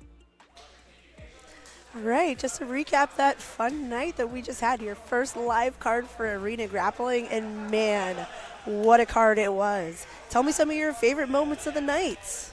Man, I think we kicked it off real strong. Like Zania came at it. She set the pace for the evening. 2 subs to start the night off, and then we end with 2 subs. It was just so great. Yeah, I mean, obviously that Keith Krikorian and Kevin Dantzler match did not disappoint. Keith Krikorian had 2 awesome submissions there. I'm going to go with my favorite match of the night, though, being the very first match, Zania Walker versus Angelina Hernandez. I thought that was an awesome display. But we had a ton of great matches today, a ton of great matchups. Some went to draw, but that was just due to styles equaling out and canceling each other out, still being able to perform, though, to the greatest level.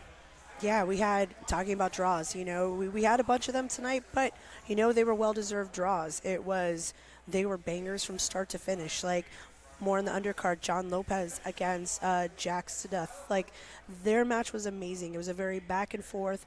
Both guys were showing some great offense, great defense, just explosive from start to end. You know, so it's a lot of really great up-and-comers, grapplers that we had tonight. You know, the women killed it. I thought, you know, they were all amazing. You know, Zania, who kicked it off, plus the other women, even though they went to draws, you saw some very high-level, outstanding jiu-jitsu, and we'd love to see all of them back in this arena cage. Yeah, it was just a sick night. You know, one of the things about, like, the draws is in a lot of other organizations, you'll see a draw and it'll be boring, and then, you know, maybe this person's not someone that gets invited back. The big benefit of these draws is every single person who drew today is probably coming back because they didn't draw for lack of trying. Yeah.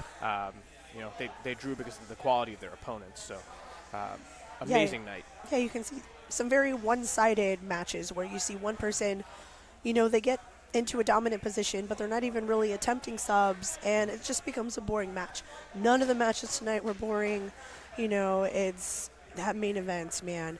Keith Krikorian just proved, you know, that he's an ADCC vet for a reason.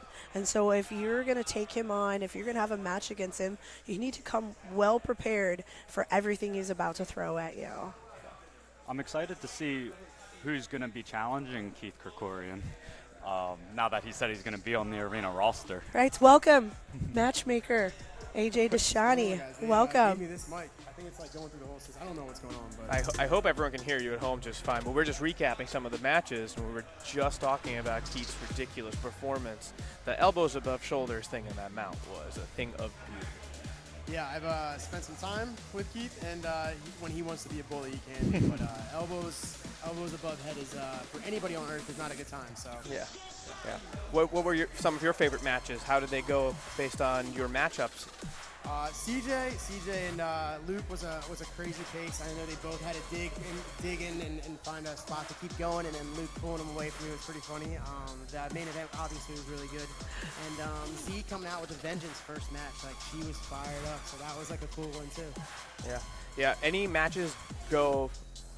I know you have expectations of some of these matches. Did any exceed your expectations? They were way better than you thought they would be? No, I mean, I'm a little biased, but I hope when I put the matches together, it's with the intent of them being good matches. So really, they shouldn't exceed them, and you know what I mean. Like, I always think that's the way to, like, if somebody's exceeding something, that means your limitations were pretty low to begin with. So no, everybody did really good. I was really proud of how everybody looked.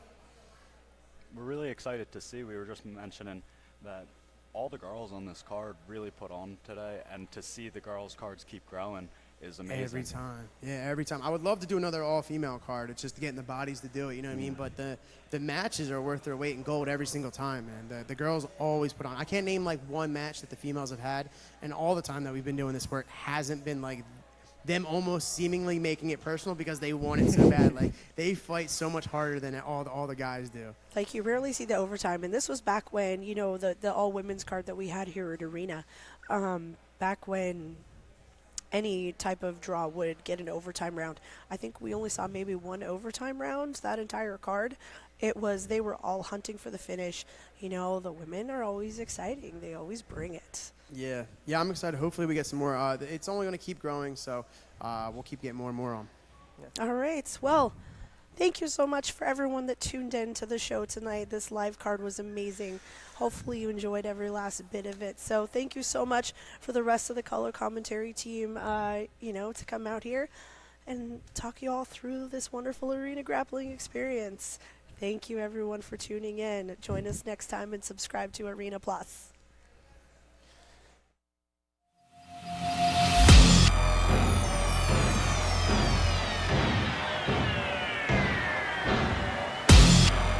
Today is an exciting day for arena grappling. We are back at Midworld MMA at 10th Planet, Bloomsburg for our first ever Gym Invasion Series. Midworld MMA is going to be defending this home cage against the invading Gracie NEPA.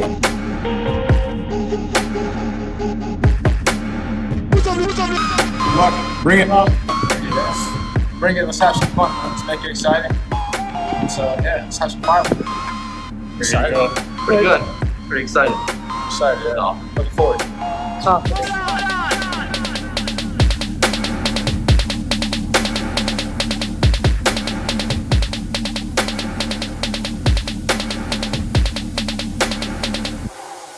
Man, we got some killers in here. The only thing they do is go for the finish.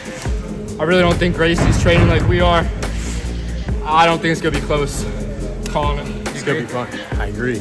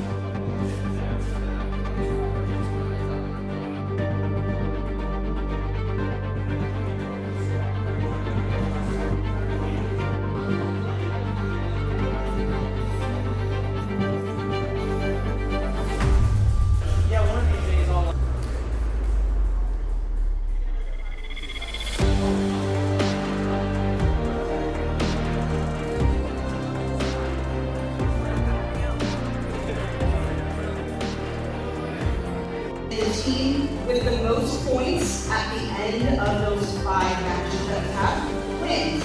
In the events that if 2 teams tie, all right, which is possible, I'll explain why in a little bit, if it does go to a 10-minute match, if you that spikes a competitor on their head, all right, that could be a DQ if the person cannot continue, all right, so please, no spiking on their head when it comes to takedowns. So we're going to stay behind, you get your octagon interview, we do the whole hand raise too. Yeah. Number 2, crowd, fans, guys, feel free to interact.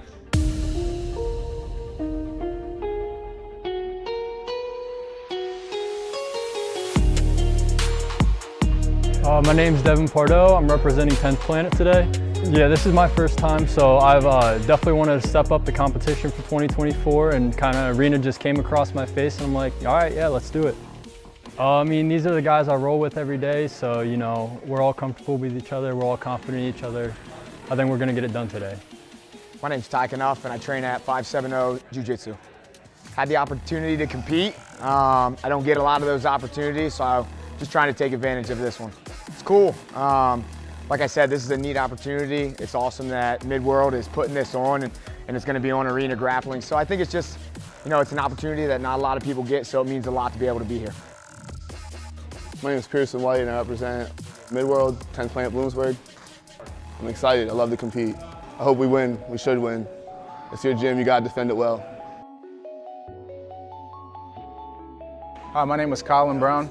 I'm competing out of Gracie NEPA and Elephant. I think we're gonna do fine. I mean, I don't know, I'm looking forward to it. I think it's gonna be a close one. I think it's gonna be competitive, but yeah, we'll see. Mike Krasnavage from Gracie NEPA. I know we got a good group of guys that we could assemble a good team, compete, and come for the wins today. It's good. I mean, we're always competing together in the gym, but it's rare to have the whole team come down and compete on the same day and get some wins together. I'm Matt Durenick. I am representing Gracie NEPA. Honestly, just the challenge. It's something new and trying to get after it. So kind of following Mike's lead and the rest of my team and hoping I could help. Caleb Arletta, training at Gracie NEPA. Here to come compete, win, take the title. I think it's fun. It's like when I haven't been on a team sport in a while, so it's like fun to have the team aspect of it. Your team wins, it feels like better. It's not all you. I'm Sam Malloy, representing 10th Planet Bloomsburg. Well, what brings me back to Arena is that I heard I needed to defend my gym, so they called me up. I'm in the middle of wrestling season, but needed to show up for the boys and defend the home turf. I mean, I'm supremely confident in our team. We have killers that train day in and day out. We even got guest killers like Don Parker representing our team, so we're ready to go. Name's Dominic Parker. I'm coming out of 10th Planet Bloomsburg. I'm just helping out the team, and I also do mixed martial arts, so this just helps the game and everything and get ready for that. I think we should do pretty good. We have lots of strengths. We cover, I'd say the 10th Planet covers basically everything you need, so should be all right. My name is Nathaniel Chappell. Everyone calls me Nate Dogg. I'm fighting out at 10th Planet Bloomsburg, Midworld Martial Arts. It's my gym. I'm the team captain. You know, they brought a team they thought was ready for us, but I'm here to show it's not the case. It means a lot to defend my home gym, and especially in front of all these people. Usually I'm traveling super far to compete, so it's nice to come here, set up where I set up every day and do my thing. You know, I'm just ready for what I do every day, man. Today is an exciting day for arena grappling. We are back at Midworld MMA.